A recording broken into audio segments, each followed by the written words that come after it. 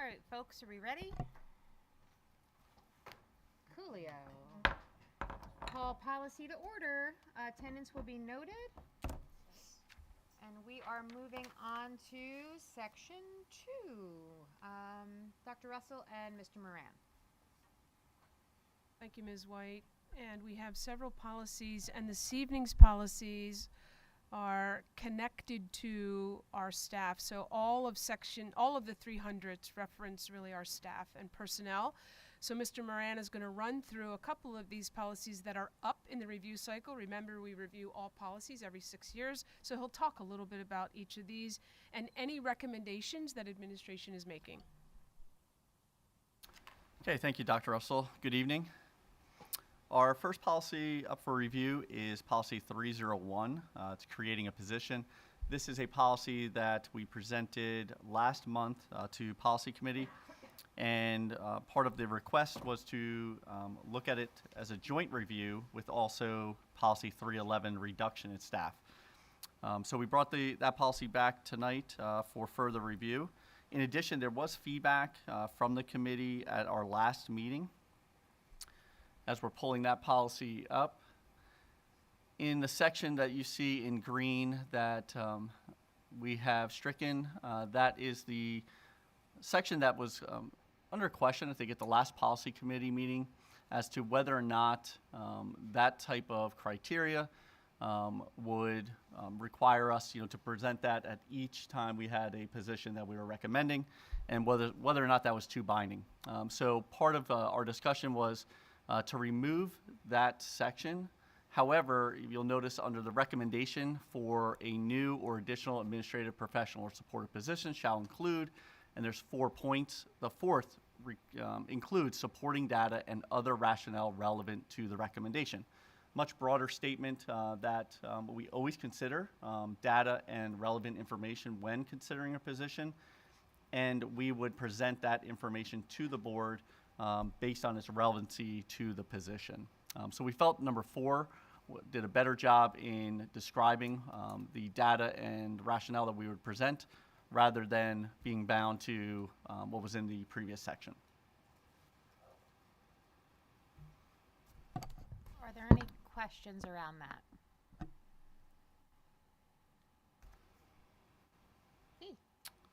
Okay, thank you. Moving forward to policy 309. I'm sorry? Sorry, Mr. Moran. So we will move that to first reading if there are no questions. Are we okay with that? Yep. Great, thank you. Okay, policy 309, assignment and transfer. Again, this is a periodic review. We are making a recommendation that under authority, that we make a change, a revision to the sentence under authority that says to include board approval when assignments involve a move to a position requiring increase in compensation or benefits. Basically changing it that the board has the authority to approve the initial assignment of personnel at the time of employment, and any time that we have a transfer in a position that the district administrative team, their recommendation is to allow us to transfer those individuals as we have done. However, in the case where it may require an increase in compensation or benefits, we would bring that to the board for approval. That is our current practice. Questions on that policy? I'm just wondering if it should be a change in compensation or benefits. I know, for example, we've had employees go from full-time to half-time in the past, and so that was something that came to the board for approval. I think that's a good suggestion rather than just an increase, that it could be any change in their compensation or benefits. Thank you. Could I ask a question? Yes. It's me. Hi. Hi. Quick question about 309, because in the under guidelines, where the second paragraph where it talked about staff members applying for voluntary reassignment or transfer, there's nothing in this policy about staff who want to transfer to another position having to do a demonstration lesson, and I know that's been our practice for a while now. I know when a staff member gets reassigned by administration, there's no demonstration lesson, but when staff ask to be reassigned, they have to do a demonstration lesson to get the position. So I was just wondering if there was, I guess if that's somewhere else in, it's not in, it doesn't seem to be in a policy. Would I it- know it's the practice. Would it fall in an AR or? It would, Okay. yeah. Is it currently in one? Or is that just the practice and not documented? So we're currently reviewing the AR associated to these policies, so that would be an area that we would want to make sure is incorporated. But that is the appropriate place for those procedures to be presented. Okay. You said that AR is being reviewed now? Correct. Okay. If there's any interest in eliminating the demonstration lesson, I know a lot of staff would be behind that, just because we have if we have successful evaluations already, it's kind of demonstrated our ability to teach. And so maybe an interview would be sufficient to change positions when it's voluntary. Yeah, Transfer. as you were speaking, what I was wondering is whether or not, I mean, obviously you have to submit the request. So within the submission of that request, is there some sort of a, I don't know, like an essay as to I want to do this because, or how does that normally work? So it depends on the process that we're going through. It could be a letter of interest on the position. Typically, the reason that we go through a demonstration lesson is in most cases, the principal of the building where an individual may want to transfer to has not had the opportunity potentially to see the individual teach in not only their methods, but also how they connect with students. So to fully evaluate individuals interested in a position, we do have them go through a demo lesson. Would they have to do that if they're transferring within a building with the same principal? Not typically. Okay. No.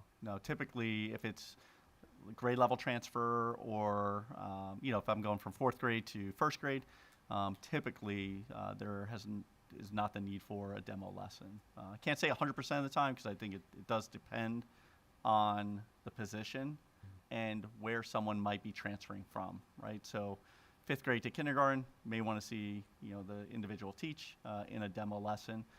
So it's not something that we can say 100% of the time we wouldn't require a demo lesson. It really depends on the situation. Okay. Thanks. So would you have the language read that it would be discretionary? Is that what you're implying, or? So I think we would look at it, it may require a demonstration lesson, so we can fully evaluate the situation and the context. Mr. Clellan, do you feel comfortable with that in general, or do you want to have more conversation with that with regards to feedback for the AR? We can have more conversation about that. I kind of just want to make HR's job easier and get reassignments made easier. Sounds like Mr. Clellan wants to teach kindergarten next year. No. Without a demo lesson. Without a demo lesson. I've been clearly misunderstood here. I was just paraphrasing. No further questions. Okay. Best part of my job is seeing teachers teach, so I actually enjoy the demo lessons. That's why you do them. All right, good job. All right, thank you. Policy 311, reduction of staff. At this time, there are no recommended changes or revisions. In reviewing the policy, it still meets the requirements of PA code and other Pennsylvania state law regarding outlining the acceptable reasons for reduction of staff, as well as the process that we must follow if a reduction of staff is necessary. So at this time, there's no recommended changes or revisions. Questions, comments? Okay. Policy 312, performance assessment of superintendent and/or assistant superintendent. At this time, again, no recommended changes. In reviewing PA State Code, the guidelines that are issued in this policy meet PA Code.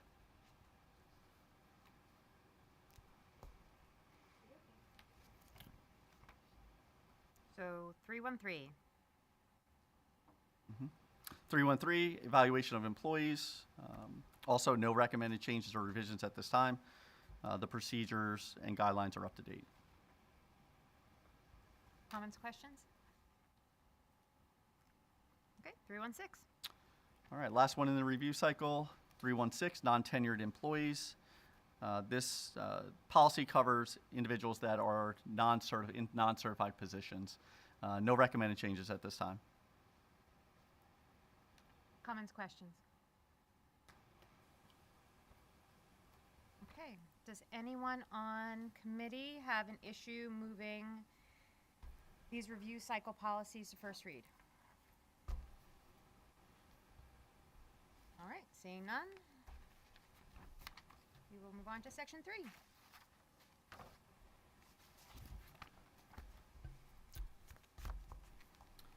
Thank you again, Ms. White, and Mr. Moran will continue as most of these policies connect to information around discrimination or anti-discrimination. So I'll let him lead us through these recommendations or lack of. And if it's okay with the committee, if I can address 103, 103.1, and 104 together, at least as a recommendation, and that is to move these 3 policies forward to a second read, which would be April board meeting. These policies had been amended to be consistent with the 2020 Title IX regulations. We did receive additional information as requested by our solicitor regarding whether or not there are any additional changes that should be made at this time. And he has stated at this time we are recommending to move them forward as is. I have no issue with that. Dr. Weston? Anyone else on committee? All right, good stuff.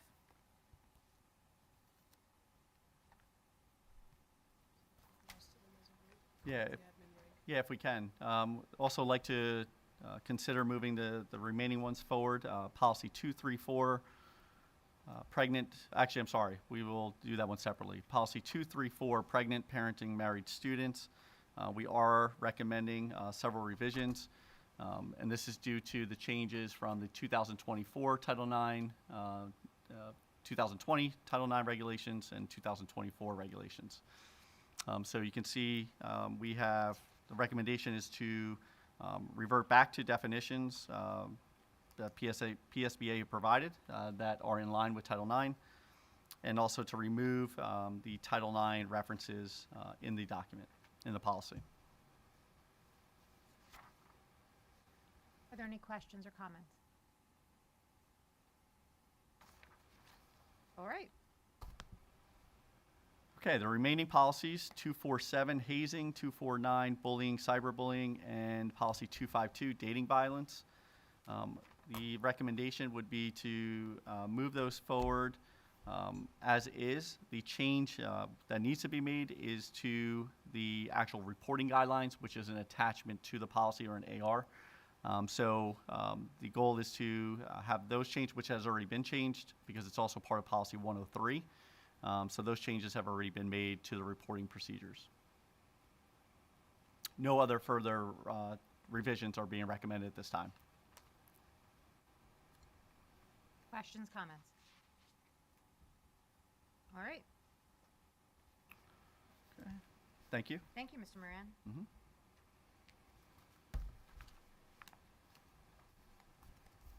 So the PNN recommendations as presented today will all move forward for second read.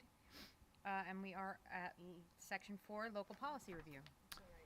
I'm sorry. Did I miss something? I think the second read is only 103, 103.1, 104. Is that correct? Yes. Correct. I apologize. And Correct. so Yes. 234, First read. 247, 249, 252 will go to first read. I apologize. Yeah. That's correct.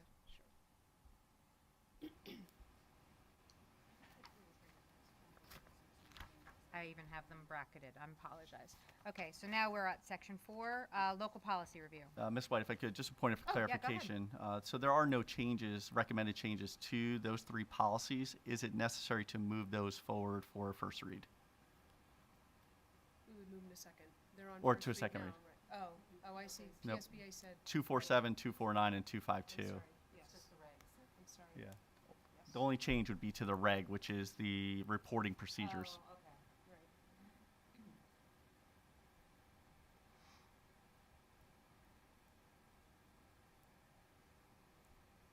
So you're suggesting 247, 249, 252? Did you include the pregnancy? No, Pregnant? because we do have a change to the pregnancy. So 234 would need to go to first read. Mhm. 247, 249, and 252, the question is whether or not they need to go to a first read since there are no changes. I No mean, recommended revisions. I don't personally have issue with that. Do you have a procedural issue? Anyone? I don't No, know that it they- does because it would still fall in the same. And they came out of the PNN, so.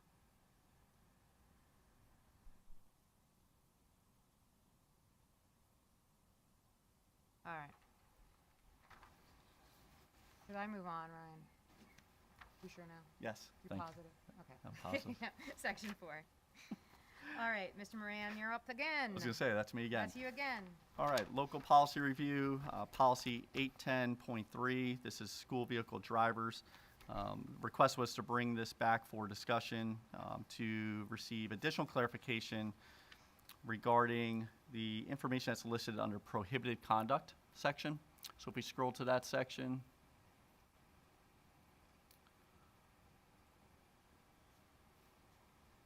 Within this section, it was noted in two separate areas regarding the use of medical marijuana, and it seemed to be conflicting from that, according to state law, individuals are not to be able to utilize or possess medical marijuana while driving a school vehicle. However, it was also then listed in the exception, so it just did not flow correctly. So the recommended changes you'll notice is that we removed that first paragraph that referenced that information. That stated, consistent with applicable state law, covered drivers shall not use, be under the influence of, or possess medical marijuana products while driving a school vehicle or school equipment.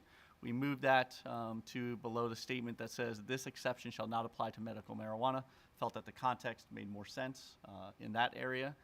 And then also moved the reference to hemp products right below that. So the section under prohibited conduct would start with a covered driver shall not report for duty, and then goes through the areas where they're not permitted to report to duty. The difference, for point of clarification, on controlled substance for therapeutic use, again, medical marijuana would not be included in that. That is not one of the exceptions, and that is because of the use of medical marijuana law states that individuals are not permitted in schools to operate vehicles, even with a appropriate information from a doctor, not acceptable. So where therapeutic use of prescribed controlled substance would come in play, if an individual is on a controlled prescribed therapeutic drug, and we have that information from the physician, they shall be provided the ability as an exception to drive a school vehicle. So example of that could be if I'm on anti-anxiety medication, however, it is not going to impair my ability to drive a school vehicle or operate equipment, that would be an allowable exception. So what, would this cover like opioids for pain management? Or other Any prescribed. prescribed substances that have a high potential for abuse? So if it is a therapeutic prescribed controlled substance and we have documentation from the licensed medical practitioner stating that the individual would not be impaired by their use of this prescribed controlled substance, my understanding is that it would permit them to be able to do that.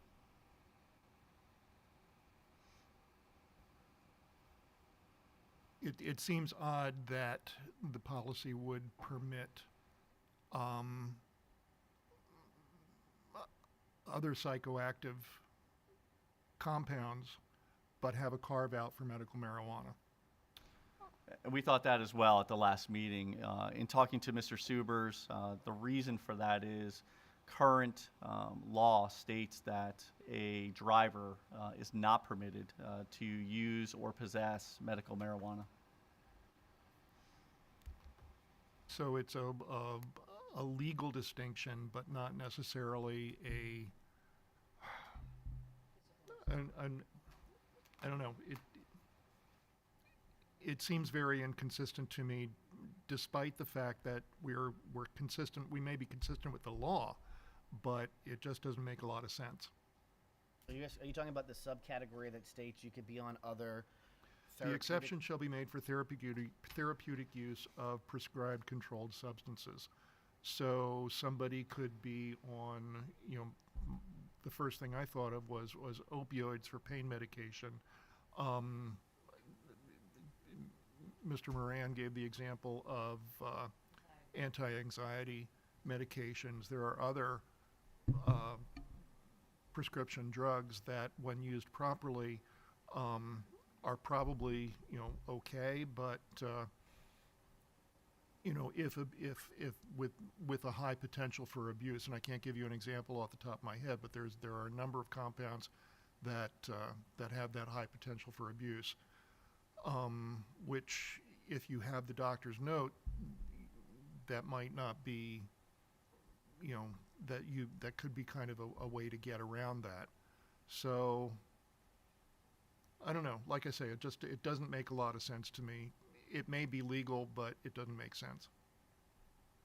Is it the medical marijuana piece? I that don't know. doesn't- I don't understand why you'd be able to take opioids and not be And able not to take medical medical marijuana. The state legislature has caveated a push to make medical marijuana legal in substances. So in some parts of, it's now legal to smoke marijuana, but they've carved out it's never okay to smoke marijuana and operate a motor vehicle. So that's their carve out on it. Mm-hmm. The other issue is the term therapeutic use. So, for instance, oxycodone is not necessarily given as a therapeutic use to pain medicine. So some of those opioids and compounds, you won't get a medical doctor to give you a prescription as a therapeutic use for it. It might be a pain management, which the state legislature considers a little differently.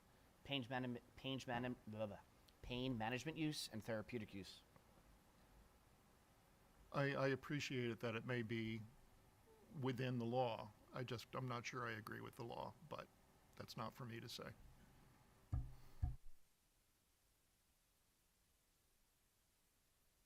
Are there other thoughts on that? Dr. Weston, I guess my interpretation of this is that marijuana in regard to operation of a vehicle is more like alcohol. And so I felt like that was the reasoning, that the two were cojoined and vernacular. But I agree with you that it's sort of a semantics. I don't know. Right.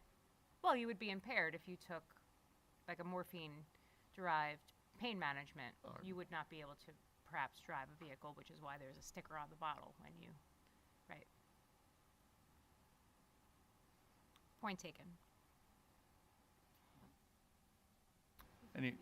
Any other questions? Just a thought on that is that, there are different classes of controlled substances. So you do have, for example, many drugs that are used in the treatment of ADHD are registered as controlled substances. So that could be a controlled substance that you are taking for a therapeutic purpose that might not necessarily impair your ability to drive a vehicle. But it's also people who have long-term chronic pain who are on a low-dose oxycodone sustained release opioid for months or years would not necessarily have the same impairments in reaction timing that somebody would if they were taking an opiate for a short-term use when their body wasn't accustomed to that.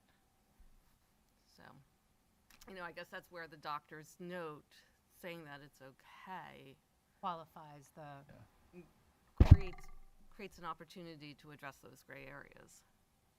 Yeah, I think the important piece to note would be that the physician's note would be submitted to HR for review, and any time it is questionable, we'd be reaching out to our legal department to make sure that it does meet the letter of the law and is appropriate for them to be approved. And that licensed medical practitioner's written statement would have to be current, right? So it's not something that, is something that is written at the beginning of when a patient starts taking that medication, but is current to the ability for them to become a driver, a covered driver with us.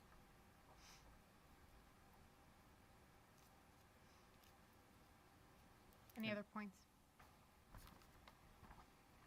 Okay, thank you. Thank you, Mr. Moran. Good conversation. Section 5, closing items. Policy committee meeting minutes will be posted following the meeting. Meeting date, next month we meet on April 14th. Notice of video disclaimer, 5.04 adjournment. Everybody is gifted back 30 minutes prior to our next meeting. Thank you so much.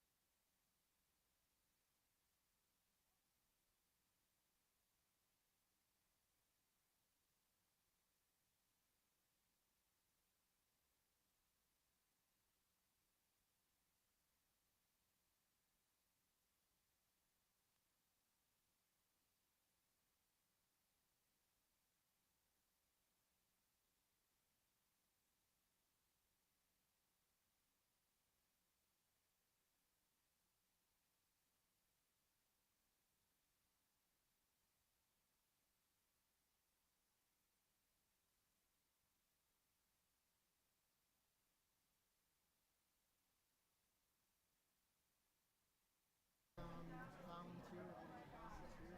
Are you colleagues with, or you just by yourself?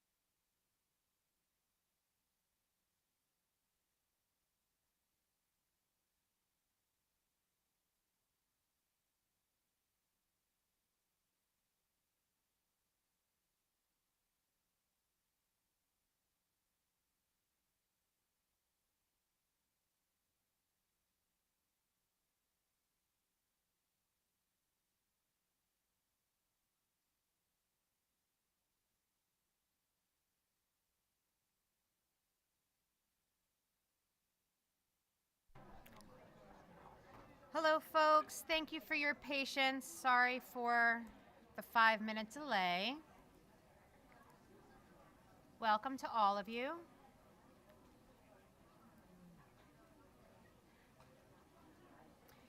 And with that, I call this meeting to order. Is everyone ready? I mean, guys in the front, do you have any tricks that you do or get the group? Okay. Thought maybe Mr. McGill had a trick to quiet the crowd that he could join. Thank you so much. We call this meeting to order. Roll call, Ms. Widener. Dr. Campley? Here. Mr. Fountain? Here. Mr. Keenan? Here. Mr. Liggett? Here. Mr. McKinney? Here. Dr. Sadler? Here. Mr. Saylor? Here. Dr. Weston? Here. Ms. White? Here. That brings us to the Pledge of Allegiance and a moment of silent reflection.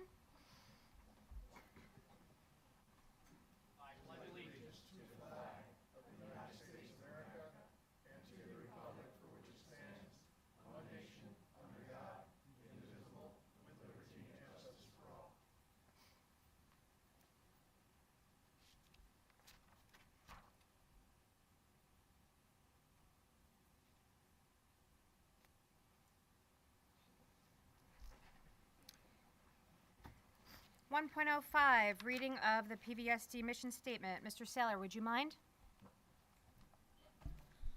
The mission of the Perkiomen Valley School District is to cultivate an inclusive community of learners empowered to grow intellectually, socially, and emotionally. Thank you so much. 1.06, approval of the agenda as presented. Do I have a motion? So moved. A second? Motion and a second. Any questions? Seeing none, all in favor? Against? Motion carries. 1.07, approval of the minutes. Did I say that already? Did I say it backwards? Okay.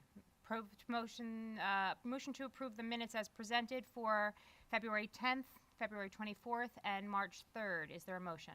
So moved. Is there a second? Motion and a second. All in favor? Against? Motion carries. 1.08, our special recognition this evening. Mr. McKinney and Dr. Russell will go forward with our special recognitions. Tonight we are recognizing our police officers, artwork presentations, Tri-County Art Exhibit, and PSEA Touch the Future Art Exhibit, Voices for Education, a Spelling Bee, and then we will have a recess. So that is a lot of groups. Thank you all for coming out. It's great to see the room full.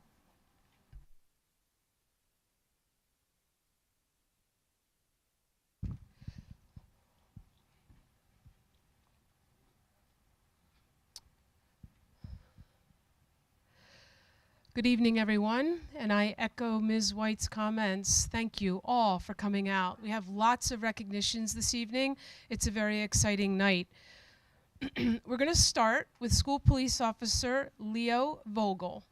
So, Officer Vogel, if I could ask you to come forward right up here. Yes, and feel free to give him a round of applause.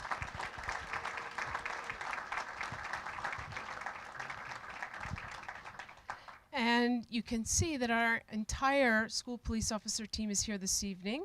We will not only recognize Officer Vogel, we will also recognize Chief Miller. So, Officer Vogel serves Evergreen Elementary, and he recently made a heroic action. While on duty in the cafeteria, he noticed a kindergarten student in distress, and he quickly identified that they were choking. Acting immediately, he performed the Heimlich maneuver, clearing the obstruction and ensuring the child's safety. Officer Vogel then escorted the student to the nurse for evaluation, demonstrating his calm demeanor, quick thinking, and unwavering dedication to student safety. This was very much appreciated by all who were in attendance in the cafeteria. That makes all of us very nervous. So, Officer Vogel, thank you very much.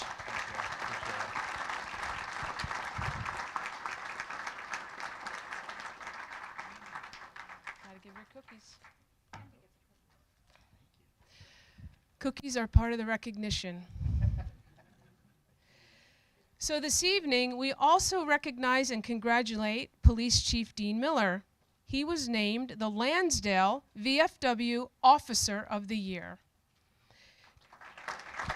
Yes. Chief Miller leads our school police officer team. His lifelong dedication to public safety is truly inspiring. From serving as a firefighter, a fire officer, and fire chief to his roles as a police officer, administrative sergeant, and now police chief for Perkiomen Valley School District, he has exemplified unwavering commitment to protecting and serving our community. On behalf of our school community and the administration, we extend our deepest gratitude to both of these gentlemen for their service and really to the team as well. So congratulations, Dean. Thank you. Thank you.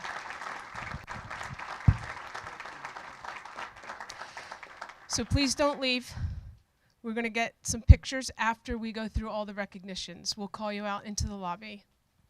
And I'll share that with everyone here this evening that's recognized. We'll go through several recognitions tonight, and then after we're through all of them, we'll take a 5-minute recess and we'll head out to the lobby to take some pictures to post. So stay tuned. All right, let's move on to some art presentations. This was an exciting idea that I had with Mr. Tom Komp, who is our art department chair and high school art teacher.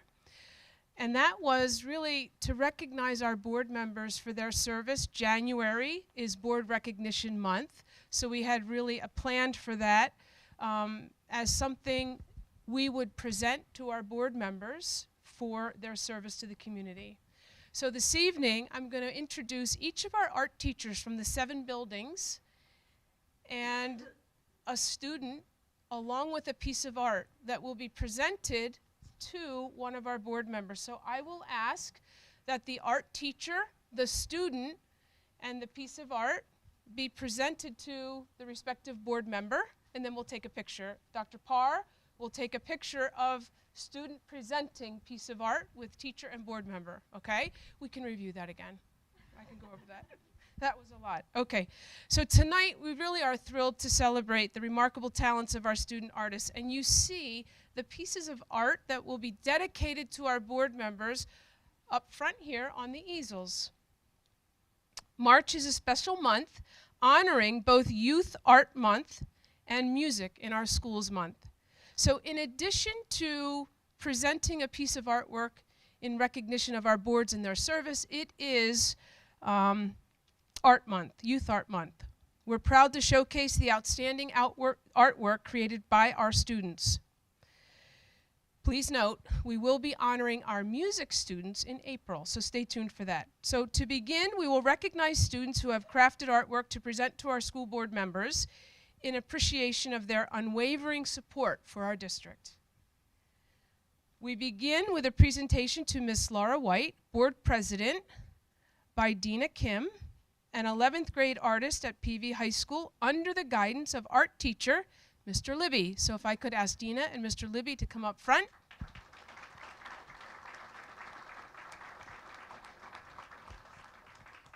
Okay, so.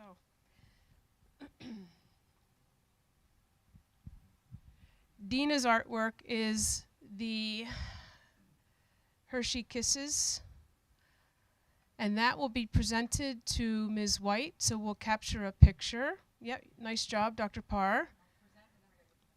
And Mr. Libby, we would like you in that picture too, and this will go to Ms. White. I'm sorry that Dina couldn't be here this evening. Dina created this intricate watercolor painting as part of her Studio Art 2 course. Her piece demonstrates remarkable technique and meticulous planning, capturing the reflective qualities of foil wrappers with stunning precision. Dina is now continuing her artistic journey in AP Art. Dina is an 11th grader currently.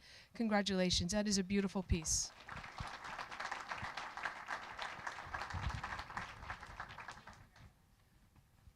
Thank you, Mr. Libby.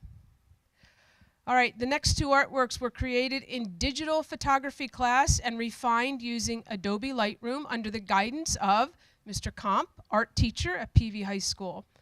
So if Mr. Komp would come up, and Hannah Lipples, an 11th grade artist, who will be presenting a piece of art to Mr. Todd McKinney, board vice president, and Bella Krukowski, also in 11th grade, crafted a remarkable print presented to Dr. Barbara Russell. I got one too, thank you. Are our students here tonight? Okay, all right, so Mr. Komp, could we take a picture with you?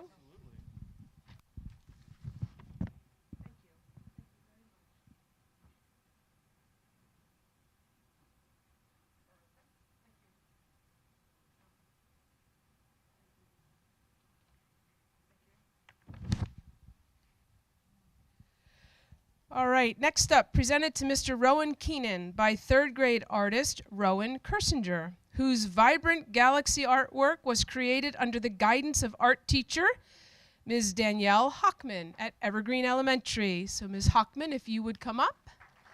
Rowan, if you would come up.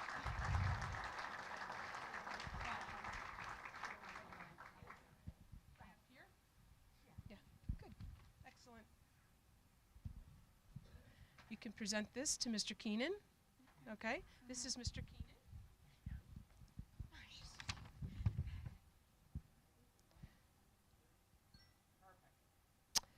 As part of a school-wide outer space theme, Rowan used a resist technique with oil pastels and tempera cakes, emphasizing contrast and analogous colors to bring the cosmos to life. Thank you, Rowan. Congratulations. Nicely done.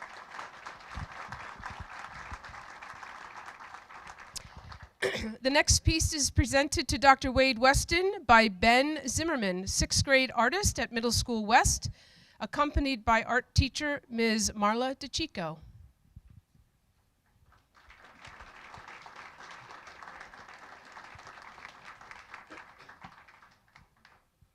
Ben's piece of art was inspired by artist Walter Anderson's block prints.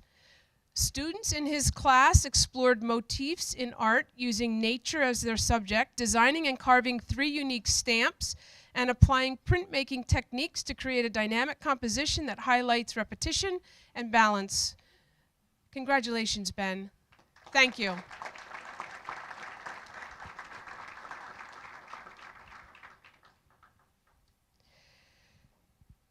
The next piece goes to Dr. Tammy Campley, and it is titled Pump Up the Jam, Jam and Giraffe.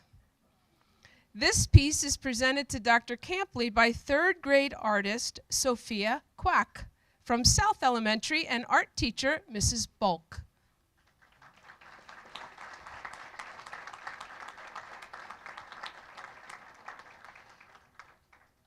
This was created as part of a school-wide back to the 80s art theme.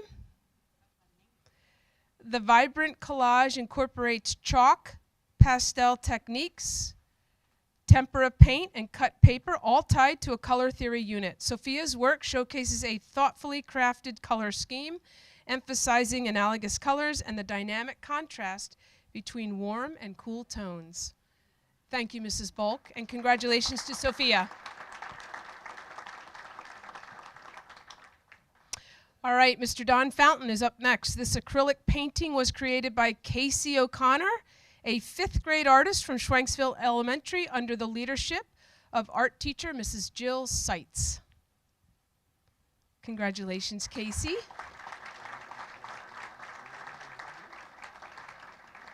Casey describes the artwork as a way to escape from everything else going on around me. We never need to do that.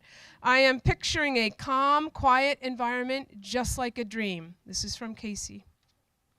The piece beautifully reflects this sense of tranquility, inviting viewers into a peaceful, dreamlike scene. Congratulations, Casey, and thanks for sharing those words. Nice job. All right, 4th grade artist Amelia Smalley presents this next piece to Dr. Trina Sadler under the guidance of art teacher Mrs. Alicia Fox, Skipback Elementary.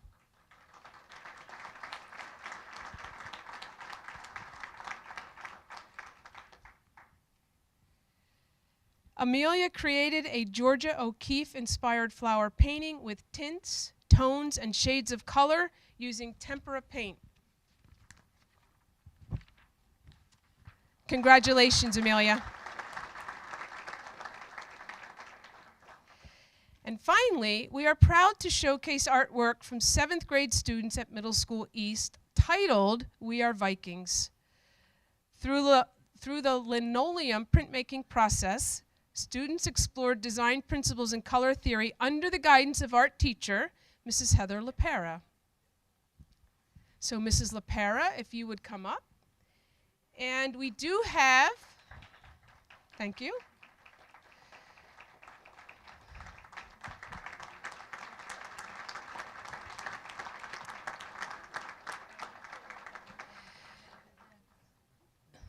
So you'll get the idea of what Mrs. LaPera actually led. The larger picture combination of these Vikings was also created by a large number of her students. Their names are all signed on the back. Some of the parents have come up and taken pictures. Very nice. We also have 2 students that we will have present a piece to Mr. Jason Saylor Sophia Carbone, and Mr. Robert Liggett, presented by Audrey Yarborough.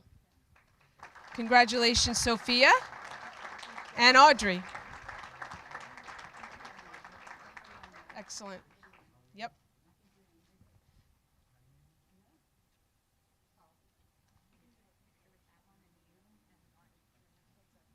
Okay, yeah, we'll do that in the lobby, yeah. Great. Yes, good. And so what we want to do is we want to call up, and then we're going to take a picture at recess, but we'd like to recognize William Byer, Celia Brickle, Austin Bruzek, Talia Burke, Frank Kakowski, Vinnie Savenia, Anthony Corpelise, Kaylee Devlin, Dorian Elsner, Sophia Hayes, Brooke Hoover, Avery Jones, Matthew McKeezy, Roman, thank you, Machis, Roman Maga, Allison Santi, Adeline Park, Cole Philibaum, Alex Pranazinski. How'd I do? Okay. You did all right. Sorry. Mila Rivera Rosario, Flynn Sutter, Leighton Vargo, and Dominic Woods. Congratulations. They worked collaboratively on the picture back there. Nice job. Nice job. Thank you. Yes. All right, everybody cheese. I got Yep. everybody again. Here, you Yeah, want to get in this? yes. We'll take another photo.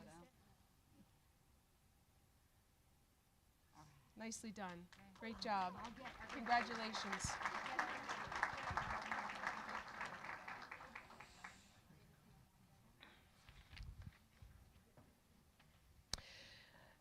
It would be great if we could extend one more round of applause to our art teachers who came out tonight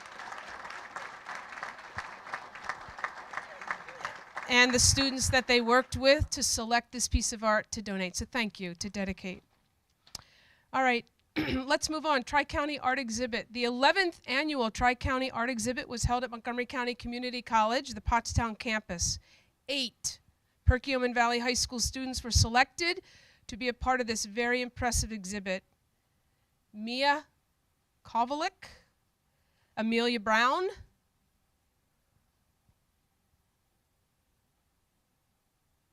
Julia Atkinson, Nina Chakraborty, Gavin Paperno, Nadia Lees, Bella McManus, and Colleen Lee, who received special recognition for her stunning digital landscape. Congratulations to all of you. Gavin, good to see you. Good to see you. Congratulations. Congratulations. Congratulations. Nicely done. Nicely done. All right, we're going to get your picture afterwards. Thank you for coming out tonight and being recognized. Nicely done. Don't leave the meeting. Sorry. All right, we also had another art exhibit, Touch the Future. This was sponsored by PSEA, the Pennsylvania State Education Association. Montgomery County Community College, the Bluebell campus, served as the host for the 38th annual Touch the Future art exhibit or exhibition, which opened on March 2nd. Congratulations to the following PV High School students selected to showcase their artwork. This is a wonderful achievement, as this show is very selective. The exhibit is open to the public through March 27th. Congratulations to these students on this amazing achievement. Julia Atkinson, Jordan Boyd, Izzy Everett, Caitlin Hardy, Dina Kim, Olivia King, Jack Magaritis, Dean Polubinski, Laura Schroyer, Asher Singara, Selena St. Pierre, and Seamus Sutter. Congratulations. It's good to see you. Congratulations. Congratulations. Again. Congratulations. Selena, congratulations. Congratulations. Nicely done. Congratulations. Do we want to get Mr. Libby and Mr. Compton here? All all of the art teachers. Thank you.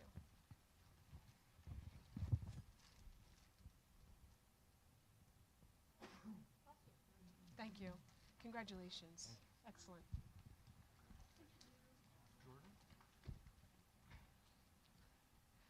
Okay, we're going to shift gears a little bit.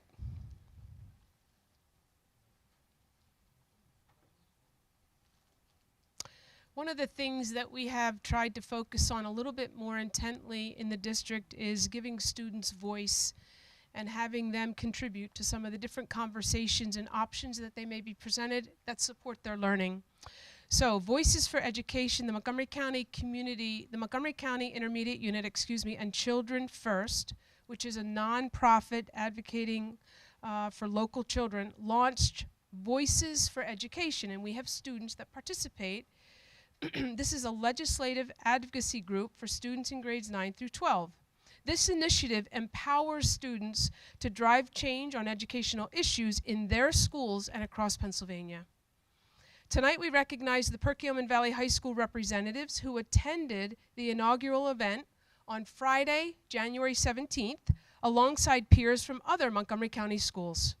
Throughout the day, students discussed educational concerns, explored school budgets, and collaborated with other students across the county.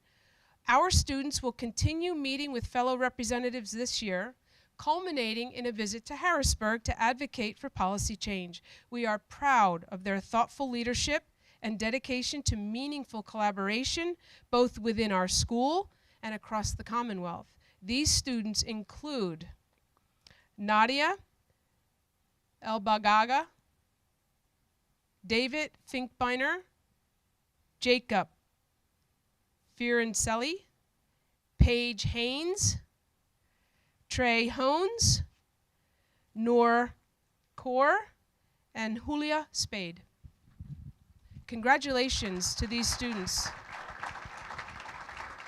Congratulations again. Good to see you again. Congratulations. Get the cookie. Congratulations. Excellent. Thank you for having the courage. Thank you. Excellent. Congratulations.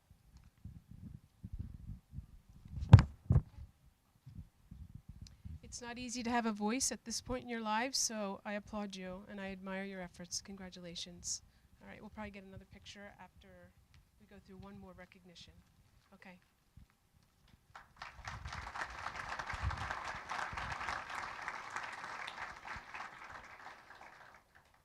Okay, and our last recognition goes to some Spelling Bee winners. PV's annual middle school Spelling Bee was recently held, showcasing impressive talent and determination. Students tackled challenging words like, they're hard. Hurdy-gurdy and defibrillator. We're proud to recognize our Middle School East champion, Rishab Prem, with Jeremy Yin earning a second place.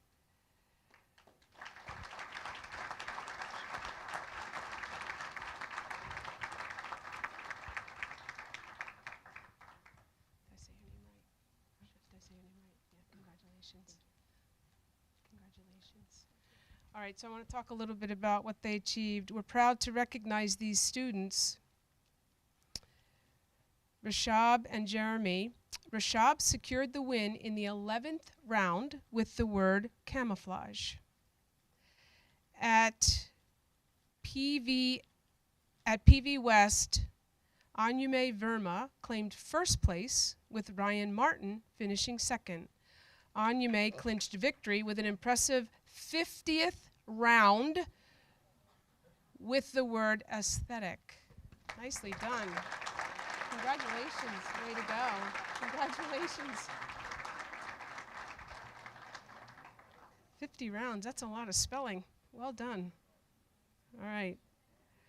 Both Rishab and Anyume will advance to the county spelling bee to represent Perkiomen Valley. KUDOS, this is cute. Kudos. We'll be cheering you on. And in all sincerity, congratulations to all of the students recognized this evening. This is always really the nicest part of our board meetings each month. So thank you for coming out and for sharing in this recognition with us. Our board president has announced a 5-minute recess. We'll head out in the lobby and we'll take some more pictures, but really,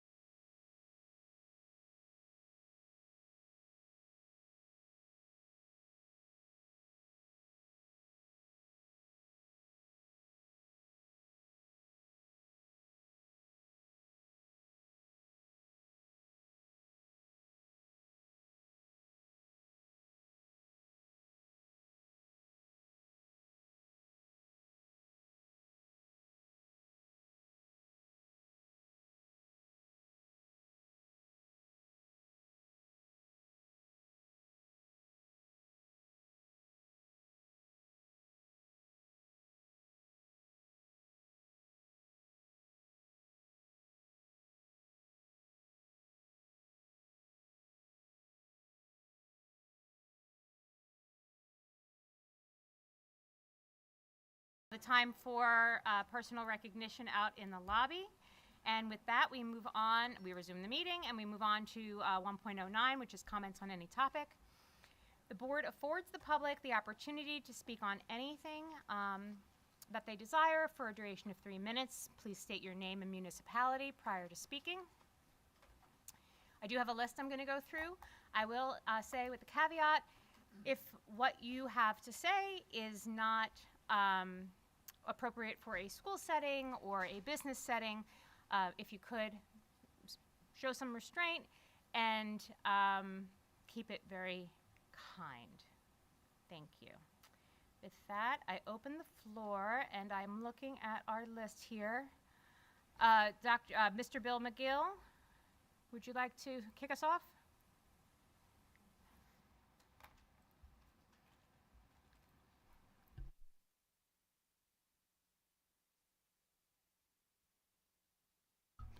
Good evening. My name is Bill McGill, and I live in Perkiomen Township. I teach at Evergreen Elementary, and I also serve as the president of the Perkiomen Valley Education Association, representing approximately 420 professional staff members. I want to address a building realignment plan presented by the Perkiomen Valley School District Administration. PVA leadership has heard both positive and negative feedback from our members regarding the plan. However, one message is clear. Our members want to have an active role in shaping the structure and environment of the 5, 6, and 7, 8 buildings.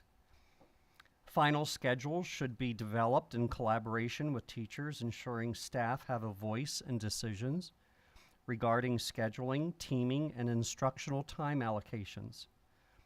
Additionally, before staff are asked to complete their end-of-year placement survey, key details such as start and end times and whether they will be teaching all subjects or specializing need to be provided, as these factors directly impact their professional responsibilities. Ultimately, the decision on the building realignment rests with the administration and this board. Whatever plan is adopted, our members will do what we always do: ensure the best possible outcomes for our students. But it is critical that we are included in the process, not just expected to adjust after the fact. And I would like to comment on one other thing, because although not being presented by the administration, there's been some talk about a 5-8 building. Please know that we did discuss this, and there is a strong dislike for that combination because it is not developmentally appropriate for students. And that ends my comments. Thank you. Thank you very much. All right. We have a lot of no's, a lot of I'm not sure's. The next definitive yes is Jill Heist.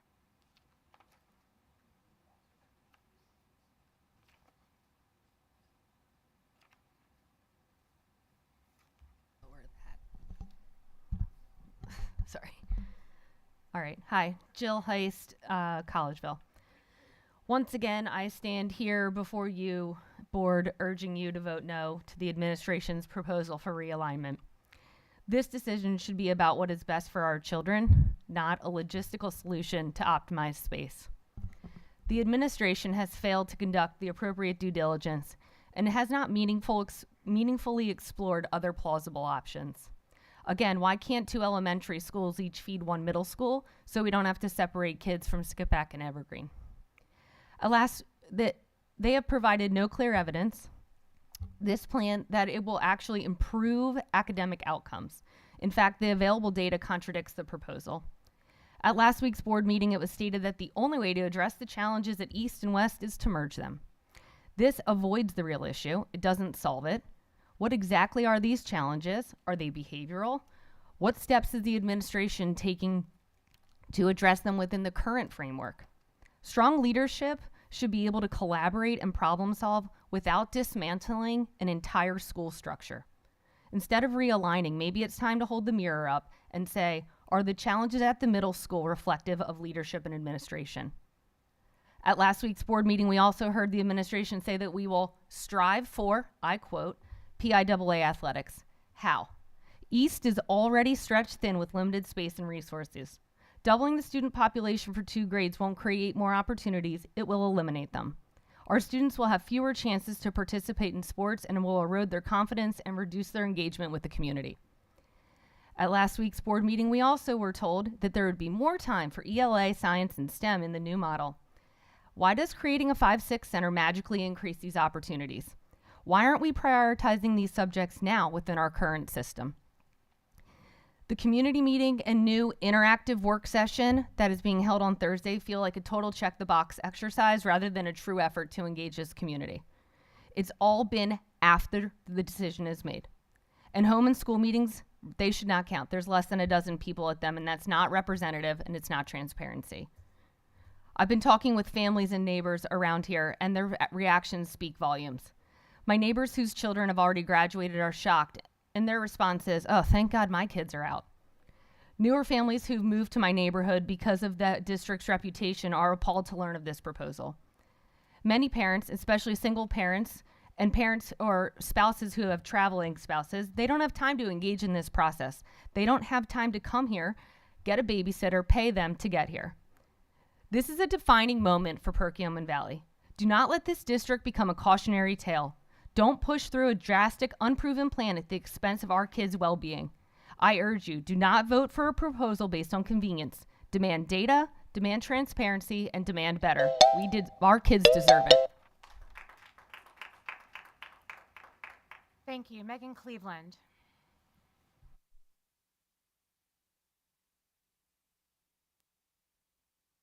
Hi, Megan Cleveland, Collegeville.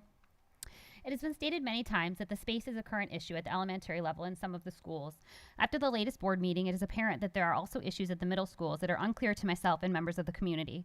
One of the only positive takeaways from the most recent community meetings for myself was that the middle school principals seem really excited about the prospect. In hindsight, it seems like excitement is buried in reasons that are not clear to the community and feels incredibly deceptive. This, combined with the many unanswered questions, lack of objective data, and poorly defined outcome measures, gives the community great pause, and I hope that the board can understand and appreciate our concerns.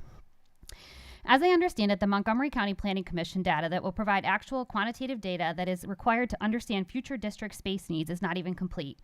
I don't understand how we can expect the board to make such a large, impactful decision without the actual information and data required to substantiate the problem in the long term. This is incredibly short-sighted. There's been so much said about information regarding transportation being preliminary that I cannot understand how decisions can be made with any validity. We need to see actual bus times with real stops and lengths of commutes for the 5-6 center. We need to see what an actual 3-tier bus system would look like with times, number of buses, and bus drivers required, actual feasibility and impact studies. These changes could have profound impacts on everyday family logistics across the district. We deserve a blueprint and not a concept of a plan. We as parents continue to point to the commute data or lack thereof because it's what we understand the most, and it is the most clearly defined and measurable impact change of this entire presentation. Unfortunately, as a result, we are failing to ask specifics about teaching and learning. I fail to understand how more space in the middle school and combining more children of the same age and transitioning them more frequently will benefit these children academically in any measurable way. Show us with the numbers and data why we should support putting 10-year-olds on buses for 45 minutes at 7:15 and exposing them to rigorous middle school schedules and more frequent school transitions. How can they expect better outcomes for all students? What are the measured outcomes expected? We deserve it if you want us to be on board. I hear things about teacher ratios, but show us how they will be better in this proposal. I'm hearing solutions to problems that have many other avenues to be addressed that don't include major disruptions to the education and well-being of our community. I've heard excitement about an auditorium, outdoor spaces, recess, extracurricular access, and age-appropriate dances. To be continuously told just overlook our concerns as parents for those reasons feels out of touch and condescending. I have not heard a single piece of data or any clearly outlined expected outcomes that tells me that this is A, necessary in the long term, or B, positively impactful in any measurable way. How can we as parents and you as board members support such a massive change to the everyday lives of the children and families of this community without this? Lastly, I think a big misstep here has been to exclude teachers from this conversation or neglecting to bring their voice to the table. They are with our students every day and know them best. They are the ones responsible for implementing whatever plan is chosen, and quite frankly, we depend on their success in doing so. If you don't have any buy-in from one of the most important stakeholders in this process, then you have nothing of value. Thank you. Jessica Stevens.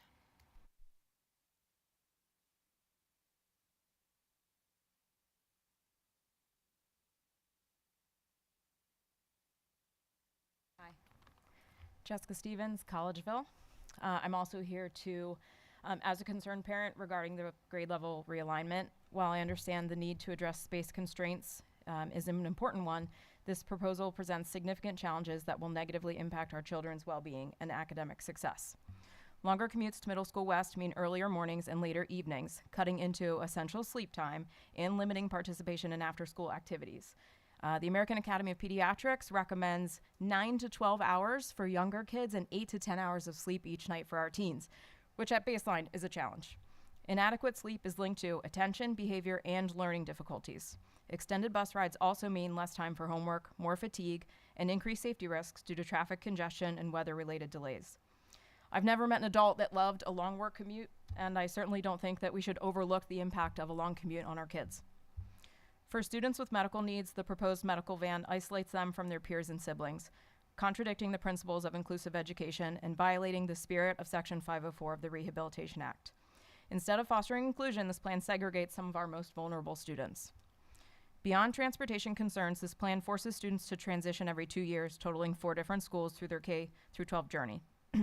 Research clearly shows that fewer transitions correlate with higher academic achievement and improved behavior, and in particular for middle grade students, that they do better and have fewer disciplinary issues in elementary settings.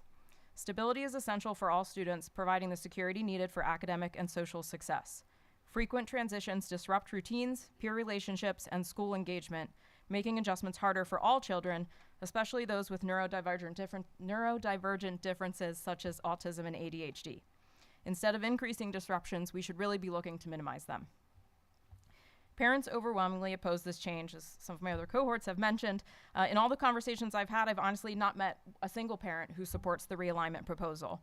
I also recognize that many members of the board do not have children who would be directly affected by this change, and so I urge you to please truly listen to the parents and students who will experience these changes firsthand. The PVSD mission is to cultivate an inclusive community of learners empowered to grow intellectually, socially, and emotionally. This proposal contradicts that mission in multiple ways. It isolates students with medical needs instead of fostering inclusion. It disrupts peer relationships and family connections rather than supporting social and emotional growth. It reduces time for rest, homework, and safe commutes, all of which are fundamental to a child's intellectual and emotional well-being. Finally, it limits access to after-school activities, restricting opportunities for personal growth and empowerment. Stability during adolescence is crucial. Schools should foster continuity, not constant change. I urge the board to reconsider this realignment and explore alternatives that address space constraints without compromising student well-being or community cohesion. The question is not whether change is needed, but whether this is the right change, one that truly serves our students and embodies the PVSD mission. I think we can work together to find a solution that meets the needs of our community and upholds our values as a district. Thank you so much for your time and consideration. Thank you very much. William Alexander.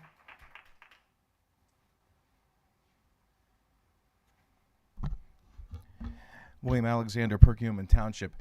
I first spoke many years ago when the school board was considering closing South Elementary due to a crumbling building and enrollment issues.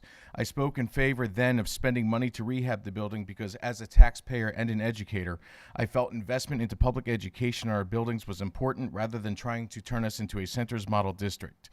Then I argued against the bus times, the loss of personal family environments that K-5 buildings provide, school resources being stretched, and a host of other issues.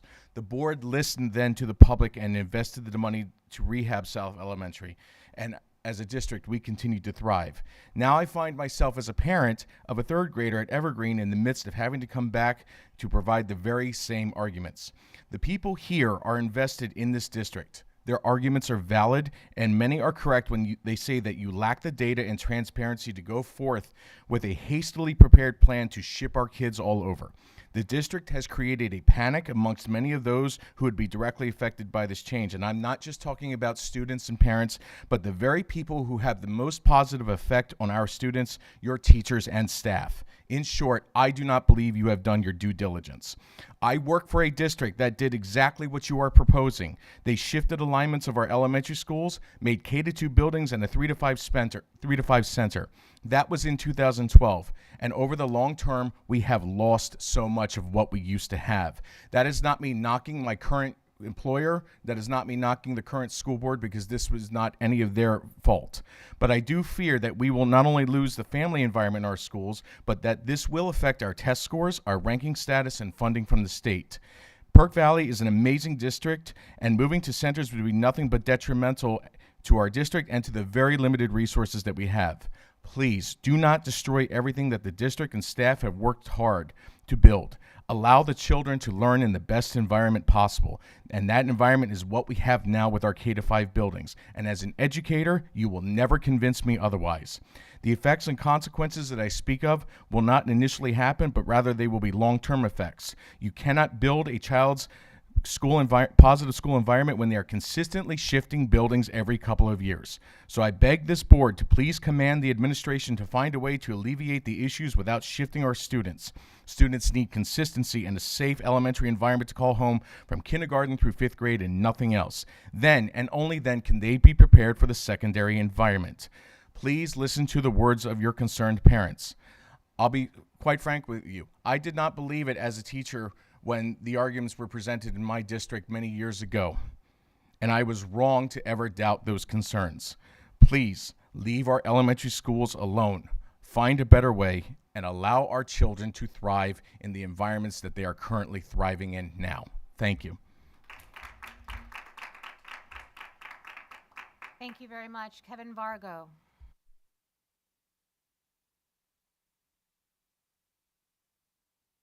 Hi, good evening, everyone. Kevin Vargo, Collegeville. A few topics regarding the proposed grade realignment. I'll start with data and processes. So for data, I shared a PDF in the public comment with data analysis focused on 3 main areas. Testing scores as a function of the model, the transition data, as well as space and capacity issues to help the board make a decision.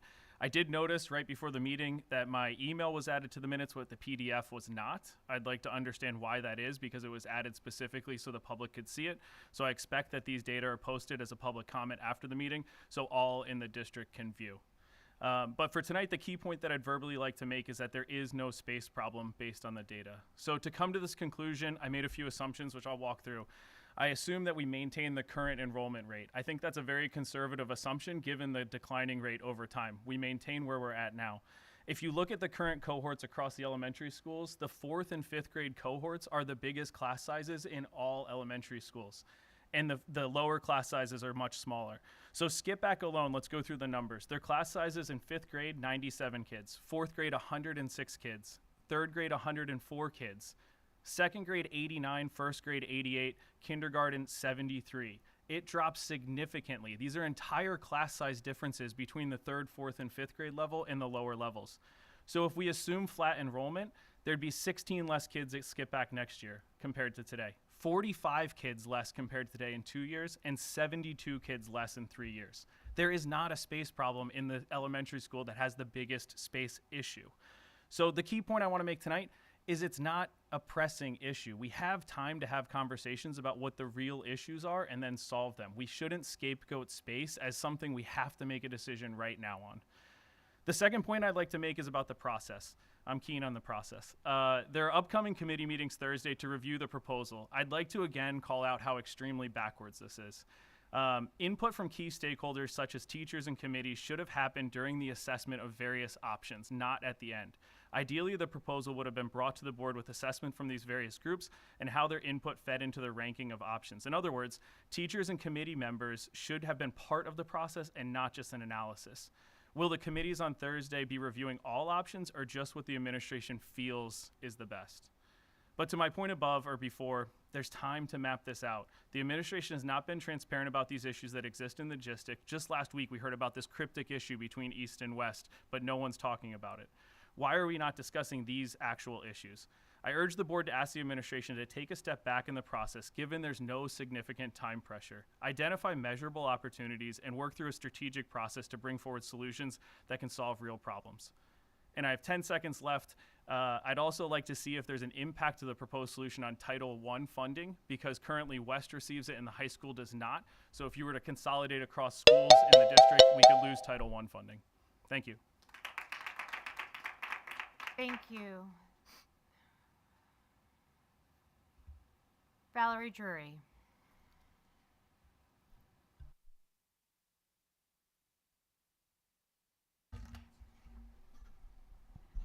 Valerie Drury, Skippack Township. We cultivate an inclusive community of learners empowered to grow intellectually, socially, and emotionally. This, as we know, is the mission statement of the Perkiomen Valley School District. It is read at every school board meeting. I believe to be done so as a reminder as to why the school board administrators and staff work for PV. If your intentions or your behavior does not align with this mission statement, then why are you here? My concern is that there is a toxic negative energy in the district that continues to be on the rise towards the LGBT community of students, specifically towards trans students. The mission statement states inclusive community and for students of this district to grow intellectually, emotionally, and socially. This is not just some of the students or a majority of the students, but all students, including those within the marginalized group of LGBTQ. Now, it is this community, specifically trans students, that may not align with your own personal beliefs.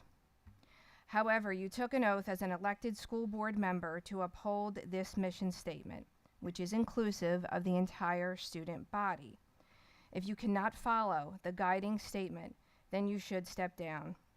You do not get to pick and choose who you wish to support, or in some cases, attempt to strike down their mere existence. There is a target on the backs of the trans community. And I feel that some on this board, Mr. Saylor, is leading the charge to hurt them, and he will do anything to remove their right to have a safe environment to learn and thrive. Thank you.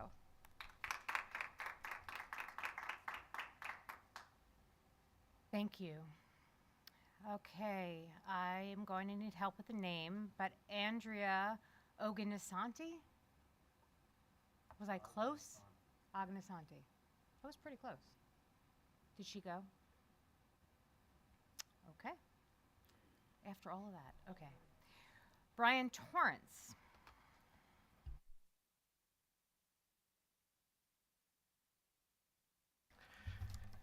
Good evening. Thank you so much for the opportunity for us to come and express our concerns with the proposed realignment.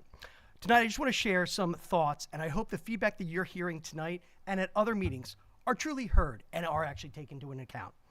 Tonight, I'd like to share a few ideas and a few areas of concern as you weigh the pros and cons of this realignment. First and foremost, I have not heard any data or rationale that truly supports this decision. If this plan is approved, there needs to be more comprehensive communications that speaks to the benefit to the children, not just the administration. For example, the third grade class at Skippack has roughly 4 or 5 classrooms with approximately 20 to 30 children. That's roughly 80 to 100 students. If this plan is approved, they would be going from being one of roughly 80 to 100 students to being one of approximately 320, give or take. I'm not good with math, so I apologize on the numbers. But to me, that doesn't make sense as we discuss the best way to educate our children. I currently have a 3rd and a 5th grader. And as a 5th grader, my son has had the opportunity to participate in many activities, including being a safety on the bus, reading Olympics, art club, and advanced band. Will all of these activities still take place for 5th grade, or will they be deferred to the 4th grade classrooms? Next, from a commuting perspective, just last week, my 5th grader had to be at Skippack Elementary before 8 a.m. for 3 days in a row. If these activities remain at 5th grade over at Middle School West, that would mean as a parent, I would need to leave incredibly earlier just to get my child to Middle School West for the appropriate time. That means he would now be waking up roughly an hour earlier than normal to get him dressed, breakfast, and out the door, compared to leaving right now 5 or 10 minutes to get to Skippack Elementary. So, and this doesn't even take, as you heard from other parents, the working parents. So I just wanted to make sure we take that into account. Also, in the commuting aspect, you now have children getting on the bus a lot earlier. For example, our bus comes at 8:15. They're at Skippack Elementary by 8:30. We're now going to put these 5th graders on a bus, and they're going to be there for 45 minutes to potentially an hour when you factor in multiple stops and the traffic to get from Skippack all the way out to West. As you heard talked about after-school activities, we are fortunate to have many really good athletes, band members, and actors within our district. However, as we think about a 7-8 center, some of these children will not have the opportunity to participate in these middle school activities. which is a key aspect of engagement within the schools. And if we do not have the children participating in sports and other activities, that leaves the door open to disengagement. There is a true source of pride by saying that as a child, I played for this school or that school and participated in a band or acted in the school play. And with a district-wide 7-8 center, those opportunities will simply not exist. My last point is to focus on the children who are truly at need, those who have IEPs and medical issues. With the realignment, children will spend approximately 4 years in the elementary school, 2 years. Wow, that was quick. Thank you, sir. I apologize. I appreciate you being gracious and not being able to finish. Okay, Prem Ramakrishnan. Okay. Ashley Smith. That one was an easy one.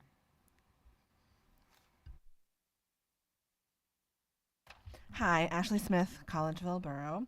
I want to take a moment to highlight some of the key research and data that should really make us think before making changes that could negatively impact our fifth graders. Studies from the NIH, Columbia Business School, and CHOP all indicate that the transition to middle school can have a negative effect on academic achievement, attendance, and behavior. What's even more concerning is that these effects are more pronounced in fifth grade than in sixth or seventh. So why would we make things harder for our fifth graders across the entire district? If the goal is to improve student outcomes, the data just doesn't support that shifting these students earlier has any academic benefit. The models we're looking at have no measurable impact on the scores. In fact, our middle school scores are already performing at or above average compared to schools with similar economic demographics. Frequent school transitions, especially at key developmental stages, are well documented to have negative effects on our students. Research shows that each time a child changes schools, they are at greater risk for declines in academic performance, lower self-esteem, and an increased likelihood of disengagement.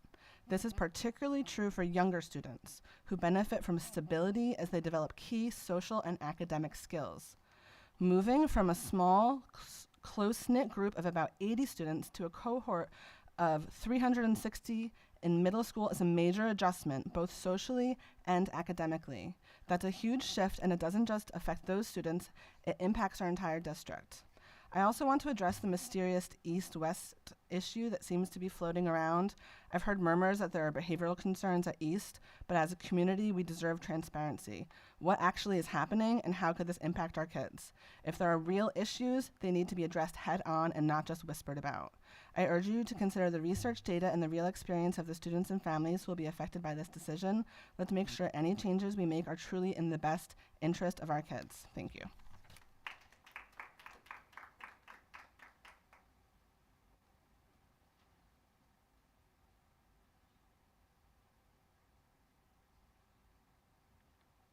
Stephanie Carey. Stephanie Carey, Collegeville Borough. Good evening. I'm here again tonight to urge the board to vote against the proposed middle school realignment, as I do not believe it is in the best interest of our students, and we have not yet seen data to suggest otherwise.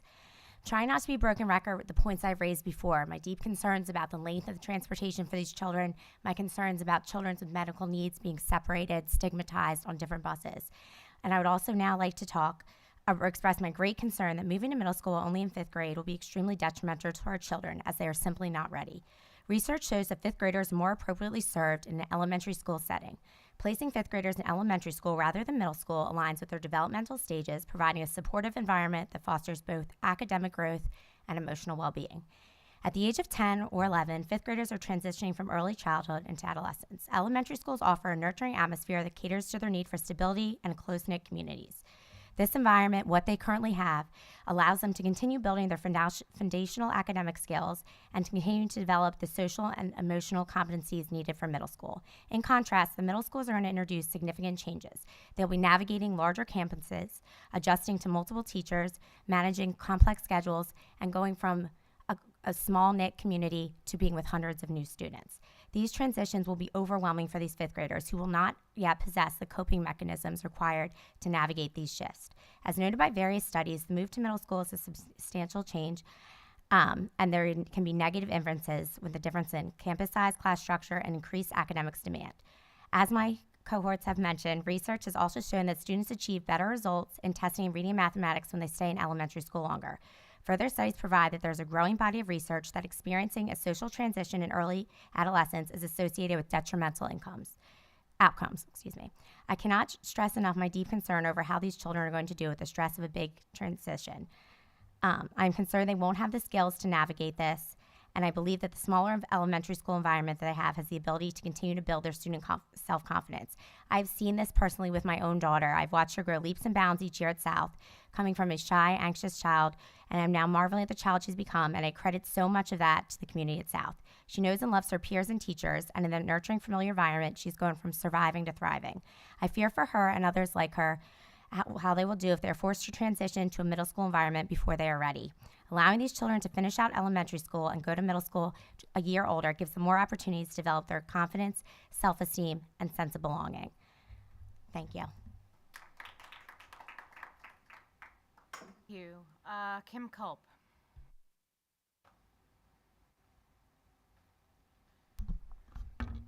Hi, Kim Culp, Collegeville Borough. I'm here again to urge the board to really think about this decision about redistricting. Last week, I talked about a teacher survey, and after public comment, it was Dr. Russell said teachers are not making this decision, administration is. I'm not asking for teachers to make this decision. I'm asking for the input and the pulse on what teachers are thinking about this, because they are the ones that are with our kids for 6.5 hours a day. I'm not asking them to make that decision. After getting the text and email last week about the community meeting on Thursday, it seems that to me that one of the biggest reasons we are doing this is because there's just too much space at West that we are not using. South students should not have to be the ones to suffer to fix this problem. I know that everyone is also sick of hearing about transportation, but I can tell you as a parent whose child is going to be severely impacted by that, it is all I can think about. So I know parents are emailing and coming up here and talking about this transportation issue. It's just something we can't stop thinking about. So that is why it keeps getting brought up. Like I said before, I'm someone who works in a K-4 school district, and I do not want to see my own son moving out of an elementary school after 4th grade. Something else that I've thought a lot about that other people tonight have said is the transparency in the district. My daughter is in 9th grade now. She just got done 3 years at Middle School East, and not one time was I told about these big problems. Yes, I knew there were students in her grade and people in the school having behavior problems and things happening, but nothing that would ever cause us to have to realign a school district because of problems that we are having at East that we're not having at West. You know, the students at South should not have to suffer because the district is not being transparent. Thank you. Thank you. That was the last request confirmed that you'd like to speak. So now I go ahead and open up the floor to anyone else that has anything else to say.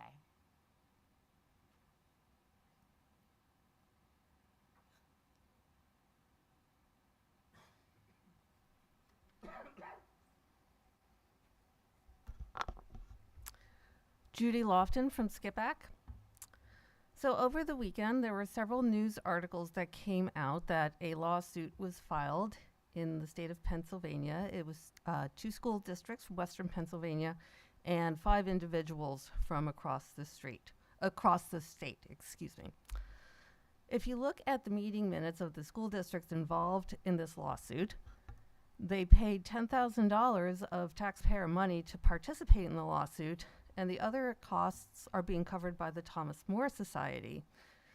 The Thomas More Society is a conservative law firm based out in Chicago that has been engaged in many culture war issues, promoting its beliefs through litigation. Now, this lawsuit that was filed in Pennsylvania, it's a very broad lawsuit, and if successful, it would remove protections from certain groups that are in our community and across the entire state. For example, it would make it legal to allow people or public entities to deny housing, employment, or access to somebody based on who they are. And those specific characteristics happen to be those of people who are part of the homosexual community or the transgender community. But I think as we start to see more and more attacks on the idea that we are an inclusive community, we should be thinking more broadly about making sure that everybody in our community is afforded protections. It disheartens me that we have a lawsuit in our state now that is trying to take away protections from certain classes of people. And I think we all should think very carefully about the road that that kind of a lawsuit starts setting us down as a society. Now, there are over 13 million residents in Pennsylvania. There's 1.7 million public school students in Pennsylvania. And there's about 500 school districts with 4,500 school directors in our state. Now, our district, we have set it out as our mission statement that we are an inclusive community. So I find it disheartening, to say the least, to learn that one of our school directors is one of those 5 individuals that joined across the entire state that chose to join this lawsuit that is designed to try to exclude people.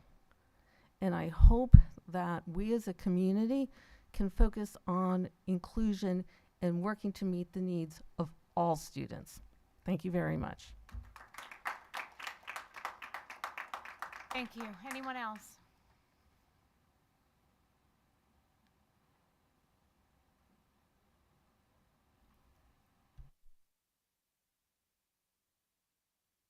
Erin Mercadante from TRAP.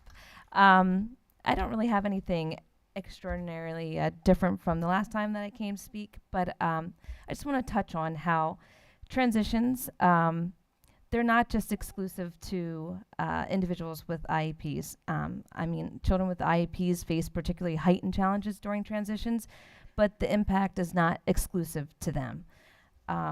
I feel that these transitions that are being forced upon kids multiple times in such a short period of time, it also speaks to the general population. We're now forcing them to transition multiple times, and with those transitions become new buildings, new staff, new teachers to get to learn these students and understand these students. And with every new building, there's new expectations too. So with all these constant changes, there's this heightened of anxiousness and stress surrounding these transitions, and just a lot of anxiety about these movements that are constantly happening. I also, with the excessive commute times, creating additional burdens on our children, I also would like everyone to think about these additional commute times for the staff. I think that's also a thought that's being overlooked. There's a lot of these teachers that are comfortable transporting to where they're currently at, but if let's say that they are at East and now that you're asking them to go to West, these are extra commute times that are also now becoming a burden for them, and their before school and after school activities that they're involved with their own families. I know a lot of staff members that also, just due to the nature of being a teacher, that they have additional jobs after school. But if now they're going to West and they have that additional commute time, but they have to get back to the Collegeville area, it's just going to become near impossible. I think that there's a lot more thought that needs to be going into this. And that's all I've got for you. Thank you very much. Is there anyone else?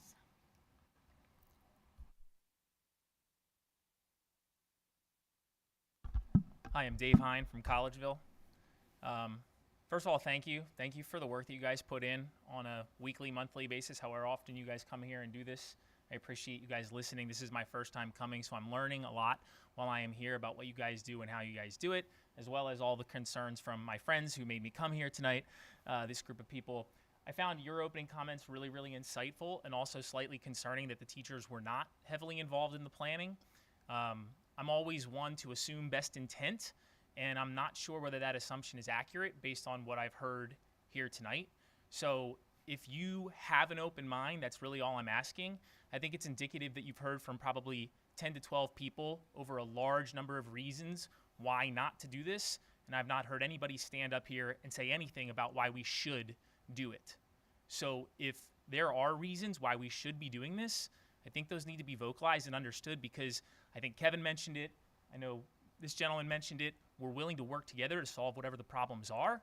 I'm unaware of what problems we're actually solving or how this proposal would go about helping the overall situation. So I'm just asking for open minds and to take into account the fact that there are 10 of us here asking you not to do this and nobody here advocating for it.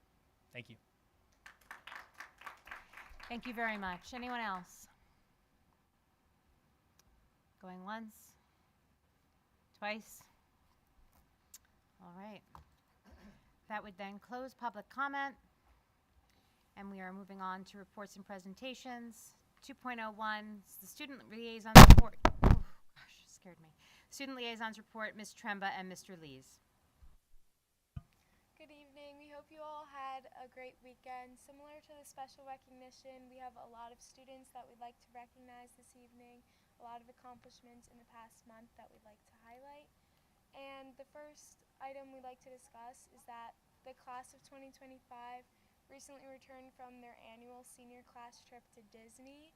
I myself attended this trip. It was a great time. It was very memorable, and we'd like to thank everyone who makes this trip possible. A lot of school districts do not do something like this, but it is a really great time for our seniors.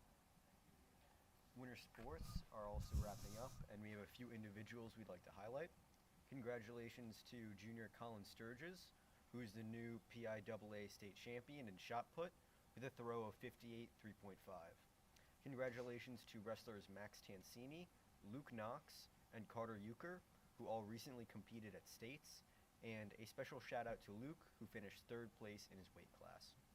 The girls basketball team also won their first round of state playoffs in a 67-37 victory over Central York, and will compete in the second round tomorrow evening. We'd like to wish them luck and encourage the community to attend and support the team. Finally, we'd like to give our best wishes to swimmers Claire Mages and Rachel Minnerly, who will be competing in the PIAA state championships this weekend. Our music department has also been thriving, and we'd like to recognize junior Owen Hamilton for his participation in the PMEA Region 6 Orchestra Festival. He's a French horn player and was one of few French horn players to showcase his skills in the concert. Middle School West will also be holding their production of Frozen Junior this weekend, and we'd like to wish them luck as well as encourage people to go out and support their show. And finally, congratulations to high school speech and debate members Adwaita Torat, Hanaya Arun Kumar, and Rebecca Zhang for qualifying for the national championships in Chicago. This is a huge accomplishment, and we are proud to have them represent PV. Congratulations to all of our students for their outstanding achievements this month, and thank you to those who've continued to support and encourage the student body. And also congratulations to all of the very many students who were recognized tonight. Wonderful. Thank you both so much. 2.02 is the President's Report. I will just add that, and Dr. Russell will allude to it in her superintendent's update, that we have conferred after last week's meeting, and we feel it is very important to allow for a true working session and subject-specific, topic-specific working sessions in wellness and education this week. That's on Thursday evening. It will start at 6 o'clock. Unfortunately, our parent contingent left. I was hoping that they would be able to hear my message, so I will go ahead and simply state it for the record to timestamp that this is indeed a true working session. As the board president, in debriefing with Dr. Russell after last week's meeting and after listening to every meeting and every comment regarding the realignment proposal as it was recommended by administration, I do feel that it is very, very important for us to continue to problem solve together collaboratively as a community. And I know that teachers, staff, administrators were all invited to join us. I know that the board obviously was invited to join for Thursday night's working sessions. They will be true working sessions, and I really do hope that all of the parents that have raised so many very, very valid concerns come out to share those concerns, to work towards a compromise and a solution towards what the administration is trying to propose for the direction of our school district. And with that, I will turn it over to Dr. Russell.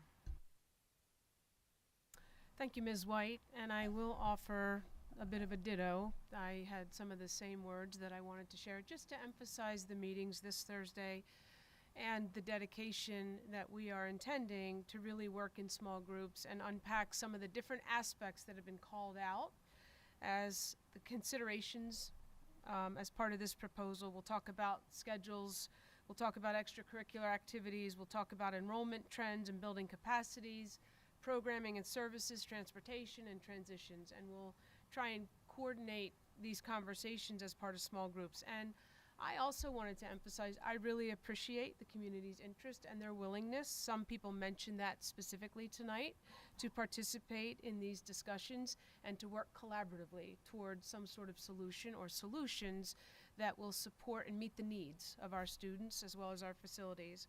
So I recognize that the perspectives of the various people presenting tonight, I recognize them, I appreciate them, and certainly remain committed to working collaboratively with the board, with our administrative team, continued conversations with our teachers and our parents. So thank you. Thank you, Dr. Russell. We look forward to seeing everyone. Nice turnout, hopefully, for Thursday evening. 6 o'clock, we will get started. 6 o'clock. Mr. Subers, Solicitor's Report 2.04. I have no report other than to note that I did respond to the request for an opinion from last Monday night's meeting, which was provided to the board via Dr. Russell. Thank you, Mr. Subers. Board and District Committee Reports 2.05. Does anyone have anything? I guess I could have said what I needed to say during that section too, but that's fine. Anything to add? We have wellness and education, both on Thursday, starting at 6 p.m. So 6 to 7 will be wellness subject matter, followed by Education Committee of the Whole. It will be a working session, as I mentioned. That will be at 7 o'clock. It's slated to go to around 8:30. Sometimes we go over. For the remainder of the month, we have safety and operations on March 20th. I think that's all. Does anyone have anything to add from the JOC or MCIU? Cool, cool. I would have one comment to make as far as Thursday night's meeting, and while I am very glad that there is going to be a work session, I am not as happy that it's taken the time of the Wellness Committee and the Education as a whole. I think that the Wellness Committee and the Education as a whole committee are far more necessary than to give up that time for this work session. So while I think that the work session is a good idea, I'm just disheartened that it's taken place at the time that it is. I appreciate you voicing that, Mr. Fountain. I also felt as though I didn't want any work to be postponed or put off because of this. The intention was to not add additional meetings and to create an opportunity that was already on people's calendars for committee meetings, with time of the essence in terms of being responsive to the community. I have asked that any agenda items for wellness or education be addressed. So that will happen with regards to communication to the board. Safety and ops. Oh, go ahead, Dr. Camp. I will say, like, I understand that you want to get things moving on this, but I mean, kind of taking Mr. Fountain's point into perspective, I don't understand what the rush is. I honestly feel that whatever solution or decision comes to fruition, and again, I don't know that we really need anything until we see, what the true data is, but whatever decision the board ends up voting and whatever the consensus is, I don't know that it should happen for next school year. I think that's almost rushing things. So, and considering that, though, I don't know why we need to push to have the community meeting so quickly then, if there is concern about not having the Education of the Whole and the Wellness Committee. If there is concern about not having those things, maybe we need, I'm just thinking if there's concern about missing and replacing vital time to have this, maybe we have a separate time and not push it to have it so quickly. If we're not going to be pushing to have it for next year, because that would be too quick, that would be not giving us enough planning time anyway. Like, why is there such a hurry? That's all I'm thinking. Like, Just to clarify, I have spoken with Mr. Mitchell and Mrs. Aducci briefly, while Ms. Dreisbach often comes up with the agendas for wellness. We were trying to be practical with the time to review some of these issues that are directly related to these committee topics and not necessarily eliminate time to discuss the agenda items. So I appreciate that concern. It's a valid concern. We were also at the same time trying to accommodate some of the parent voices that we've heard and engage them in the conversation a little bit more intimately. This proposal was not recommended to be implemented next year, but the year after. So I just want to be clear about that on the record, that that's never been the intent. And let's see how Thursday goes, and then we'll decide from there. I would like to offer the board the opportunity to debrief and consider next steps. What does the conversation sound like after next week, or this week, excuse me, and receiving that study, which is due, we learned, mid-April. So I think we do have some more things to take into consideration. It gives the public that has a lot of concerns and has been willing to come out the opportunity to really engage. And then I think we need to debrief as an administrative team and consider, where do we go next and why? Can I just clarify something? So the wellness and education will still have their normal agenda, or no? I think what Ms. White was offering me and us was to try and accommodate any burning items that needed to get on the agenda. Mr. Mitchell does not believe there are any for the Education Committee of the Whole that would then need to come before the board for approval. So for example, the only consideration for next month is the secondary summer school. That's not necessarily a committee topic. It's a standard operating procedure, if you will. Wellness, I can't speak to as well. But we were really, again, just trying to use the time in a practical way to talk about things connected to those committee topics without also at the same time sacrificing those committees completely. Yeah. I mean, I apologize, but that's just a circular answer to a yes or no question. So, and I'm just trying to figure out, are we going to have the normal agenda that would happen for wellness? We're not. No. So to Don's point, they're stopped. My other one is, are we doing the same for safety? Because that was noted that the safety and ops would be pushed and we would do another meeting there. It was noted as a possibility, you're right. I'd really like to see how Thursday goes and then debrief with the board. So I think that answer is gray. There's not a fast and hard yes or no on that one. I'm just not sure how Thursday will go. And whether or not we need to take that committee, because that committee has a robust agenda. Yeah, and I would, just to make a suggestion, I Yeah. think the community doesn't like vague. I just asked a yes no question, got a circular answer. I think the more we can be specific, the better off we're going to be on things. Okay, duly noted. Might I note that, and I appreciate that we're having the meetings on Thursday, but so far every community meeting has been on a Thursday. And I know if other parents are like myself, you sometimes have commitments that are on certain days of the week. So far, if your child has activities on Thursdays, like my one does, but I can generally work around it a little bit, there's an entire group of parents here that we're kind of locking out. So I would really suggest not expanding this to the safety committee meeting as well, because again, it's a Thursday night. I think we need to try to expand the amount of people that are a part of the conversation, and part of that is realizing from a schedule point of view how that we can perhaps accommodate a different group of parents.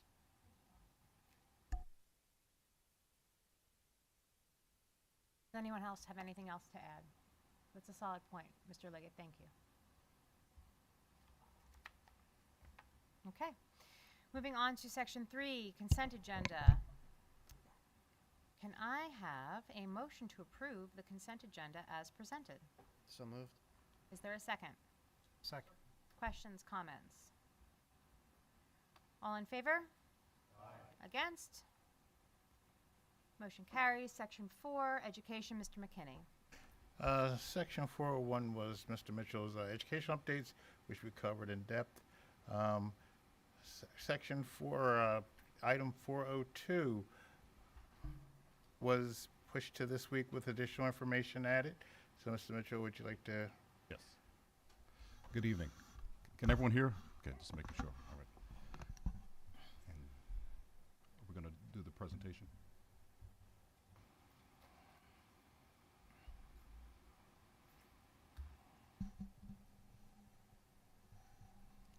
Tonight,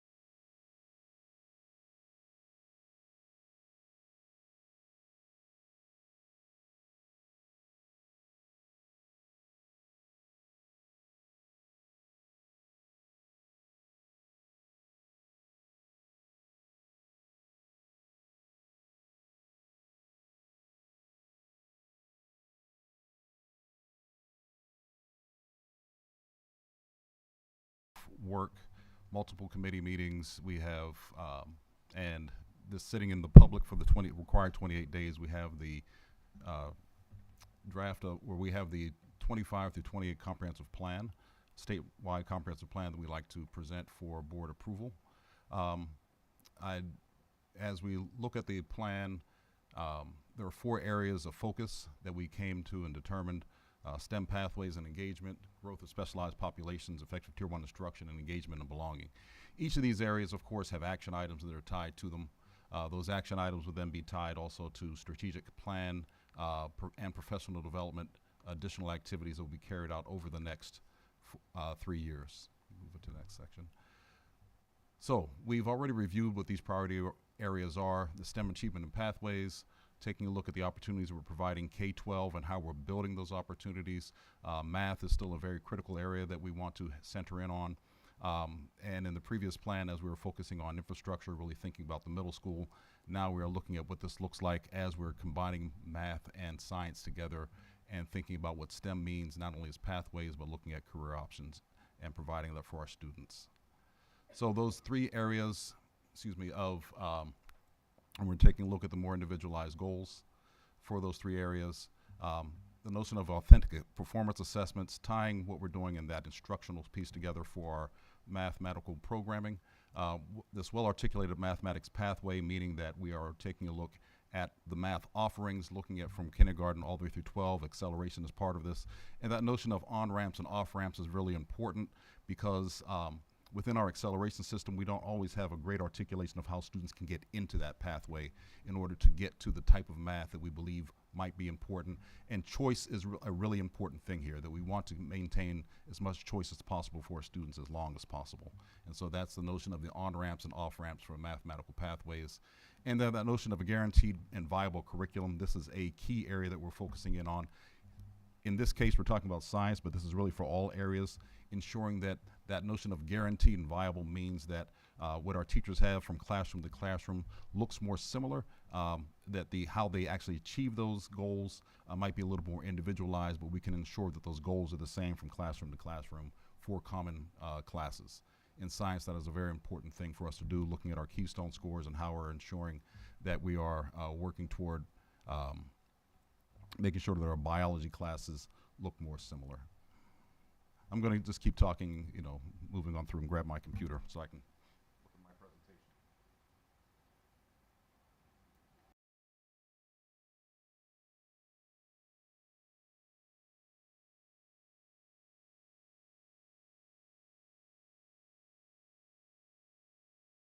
Move on through the next one. The next area of consideration, growth for populations with specialized needs. This really does focus in on our students who are English language development students, English language learners, and our special needs populations. The notion of growth for those populations is incredibly important, not just to focus on achievement, but growth looking across time, how those populations are actually not just achieving on state tests, but the individual measures that are really important for those teachers in order to describe what happens with those students. So in those areas, let's scroll down a little bit there, thank you. That for those students, that notion of the students demonstrating the acquisition of skills is extremely important. But then when we think about how that is played out across our core subject areas, we want teachers to demonstrate proficiency in being able to work with those students. So this is a professional development goal as well. Scrolling down to the next area. Effective Tier 1 instruction, and we've presented several times looking at what Tier 1 actually looks like through an MTSS or multi-tier systems of supports. That Tier 1 means what it is we're providing for all students. And we want that effective core instruction to be what we're really focusing in on, once again, building from providing curriculum and other things that we have put in place to now what does this look like, and ensuring that we have the professional development systems, the collaboration systems that are supporting what it means to provide good core instruction for all students across the board, and collaboration is an important part of this. So those things are under that. Professional learning communities, this means that we have our teachers involved in collaborative conversations that are structured within buildings. It is almost as we're having real-time professional development or professional opportunities for our teachers to collaborate and talk about what teaching and learning look like in a more structured way using very structured systems. And then implementation of curriculum units, in which, once again, we come back to how we're looking at the learning. So performance assessments, common assessments are a part of effective Tier 1 instruction. So those are strategies that we'll be able to use. Next, enhancing belonging through engagement. This is ensuring that our students are finding a place not only within the curriculum but outside with opportunities as well. Our extracurricular opportunities both in the arts and we're focusing here on STEM, because we know that the STEM pathways that students can get into may often come through additional opportunities that happen on the outside, and making sure that those are pushed down into grades where they are having those opportunities in structured ways more frequently. So both sides of that. This is also a wellness goal. When we think about a wellness goal, here we're focusing on the Common Ground framework. So student wellness is actually enhanced through belonging, and belonging is enhanced through participation. So we want to identify those behaviors, those things we want to see enhanced within schools, but also, as I said, look at those opportunities we're providing systematically for our students. So those are the big areas within the comprehensive plan, but then there are two other plans that go along with the comprehensive plan that are required for approval. One is a professional development plan. You see the goals here of the PD plan, which came straight from the comprehensive plan, deepening mathematical practices, implementation of PLCs. The MTSS structures go with Tier 1 instruction. Evidence-based learning, right? Making sense of evidence or making sense of data through our conversations, and building classroom routines, meaning that we have structures that we want to see our teachers putting in place on a regular basis in order to say that from classroom to classroom, students are experiencing more things that are similar in order to, as students move forward vertically, that we have similar experiences and teachers are having similar conversations. And then the other portion of the plan is the induction plan. And as we said, the state has required the induction plan to move from 1 year to 2 years. That means that we have mentors assigned for 2 years as required by the state. That 1 year will look similar to what it looks like now. It's more of an orientation to the district and to the profession. We differentiate a little bit because we know we have a lot of educators who are coming in who may be seasoned educators or already have tenure. And so we're looking at how we treat those new teachers who don't have tenure differently than the current teachers who do have tenure who are coming into the district. And that second year being differentiated based on educator needs. So we'll do a greater job of really surveying who the teachers are, looking at what their needs are, personalizing that second year so that that growth is really tied into their professional growth. Once again, going back to that Danielson framework for supervision. So that is the plan that we are putting forward for the board to vote on. I would like to take this time to thank the board for their support in this process. There were several board members who were at multiple meetings. Ms. White, Mr. McKinney, Dr. Weston, they were there at most of our meetings, and I appreciate that, and Dr. Russell for her leadership, and all the teachers and parents and volunteers who came out in order to support this process, students who came out to support this process. It was an incredible time of reflection on what the needs of the district are and getting to something that we really felt comfortable putting forward. So thank you. Any questions before we finalize this? Does anyone have any questions? Okay, Mr. thank you very Mitchell, much. I Yes. would like to thank you as well for your diligence, right back at you. You really jumped in with both feet and ran quickly to get up to speed to create this plan, and the process was really thoughtful and very measured, and it was greatly, greatly appreciated. Your organization is tremendous. Thank you very much. I would like to add on to that it was a very thorough endeavor. Analysis. Yeah, so absolutely. thank you very much for your diligence and your time and efforts. Thank you. True collaborative effort with all stakeholders, absolutely. All right, with that, I look for a motion to approve the comprehensive plan to send it off to the state. Motion and, is there a second? Motion and a second. Comments, questions, one last chance. All in favor? Aye. Against? Motion carries.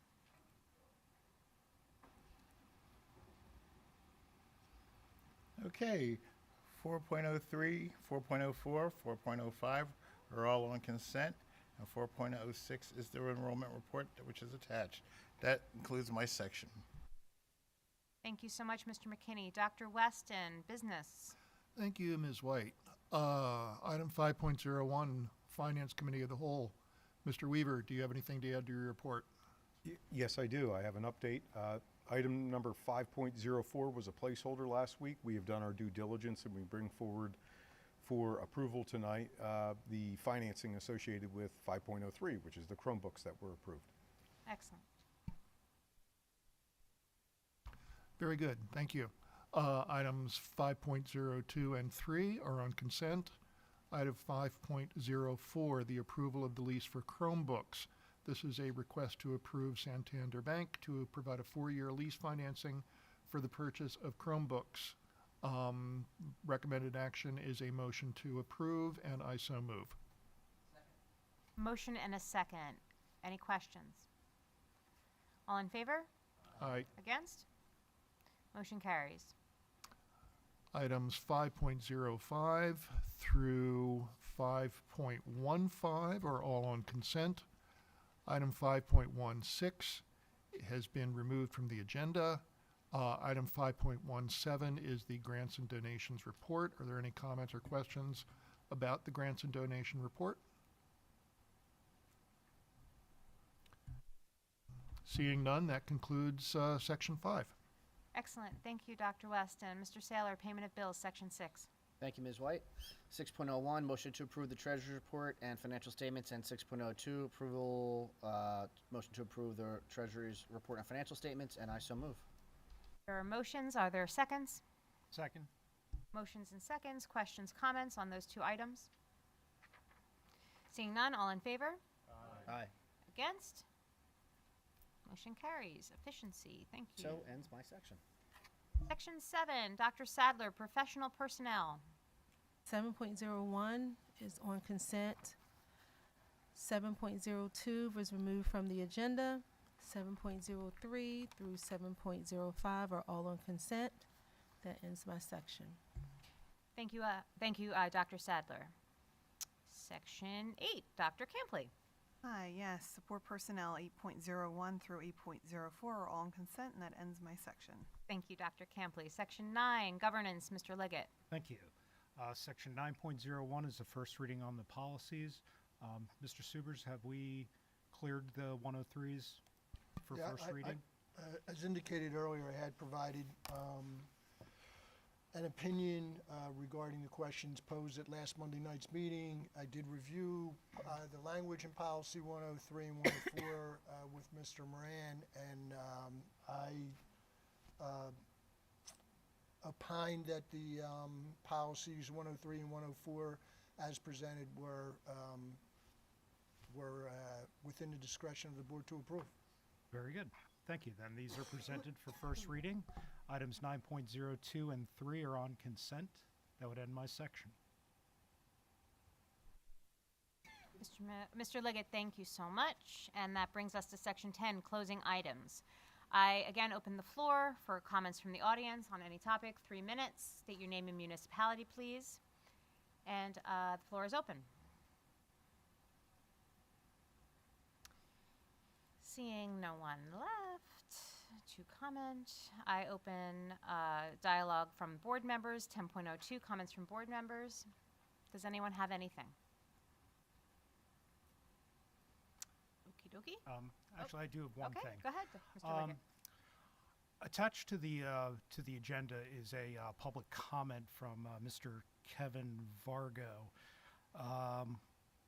which we as a board received a PDF that has some data regarding to the realignment.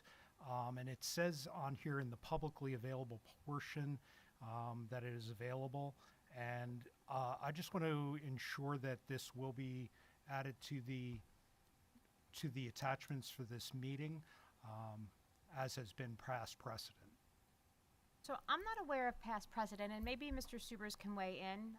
The purpose of that email and to add comments for documentation to the board that are virtual is to allow for that a representation of that same 3-minute window of which data wouldn't ever be presented. So I don't know of past precedent that we would attach attachments to a board comment, but I don't know if Mr. Subers can. They if have, Mr. though. December 21 it was done with graphs, With not COVID. just words, graphs. Okay, so if Mr. Subers can weigh in, that was prior to my, unless it was unbeknownst to me. I was not aware of it happening previously. So I know it came in prior, and there was a question prior to the meeting about it. So I appreciate you bringing it up, Mr. Liggett, and we'll let Mr. Subers respond. I do not have a specific recollection of the past practice. You know, I hadn't been alerted to it, but I would defer to the two board members who expressed some personal knowledge on it, and it's discretionary to the board, if you know, as to whether or not that additional attachment would be attached to the minutes. Is that what you're referring to, Mr. Liggett? Correct, because it was submitted as a PDF format shouldn't exclude it from our written public comments, considering that we have done this in the past. As a matter of fact, Dr. Weston has supported stuff, has had a public comment before with graphs that were on it. And if in the interest of transparency, there is nothing there that couldn't be just attached. It's graphs, it's a little bit of data that is publicly available.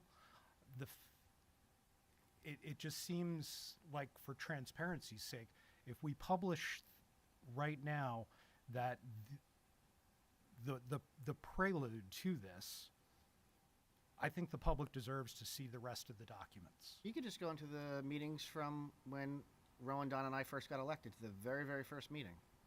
Agreed. All the attachments. Agreed. And written comments are different than the 3 minutes that the public gets. You can do it in addition. Correct. We used to read them. True, we did used to read them. Yeah. But it is a totally separate thing.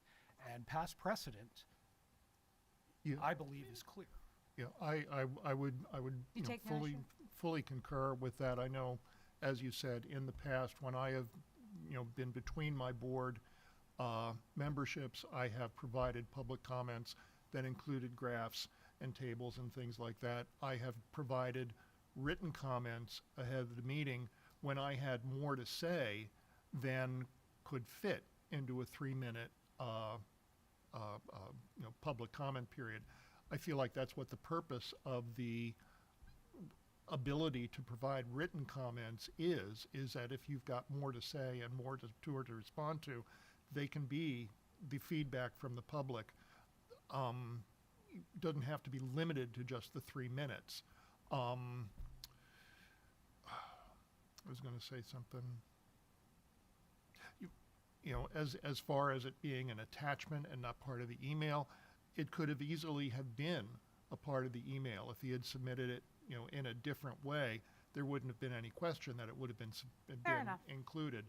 Just because it was an attachment shouldn't have any bearing to this member of the public giving their input to the board and expressing their concern. I appreciate that. And again, I don't have a particular issue other than, and when we did read comments out loud, we did stop at 3 minutes if the length of the email was longer than 3 minutes, in my recollection anyway. But I don't personally have an issue including it or not including it. I don't actually have too much of an opinion about it. So if it's the will of the board, I think that we are happy to do it. Ms. Widener, we'll attach it. Does anyone have any other thoughts on the matter? No, I think it's a good idea. Good practice. Okay. I think it shows that transparency that everybody is asking for. Again, it follows the same rules that you're asking for at the beginning, and there was nothing derogatory or disrespectful within it. It was No, all, it's truly a data presentation. I Yes. saw it, yep. and it was, honestly, I mean, take away the charts, you probably could read it in 3 minutes. And I do remember getting Wade's emails.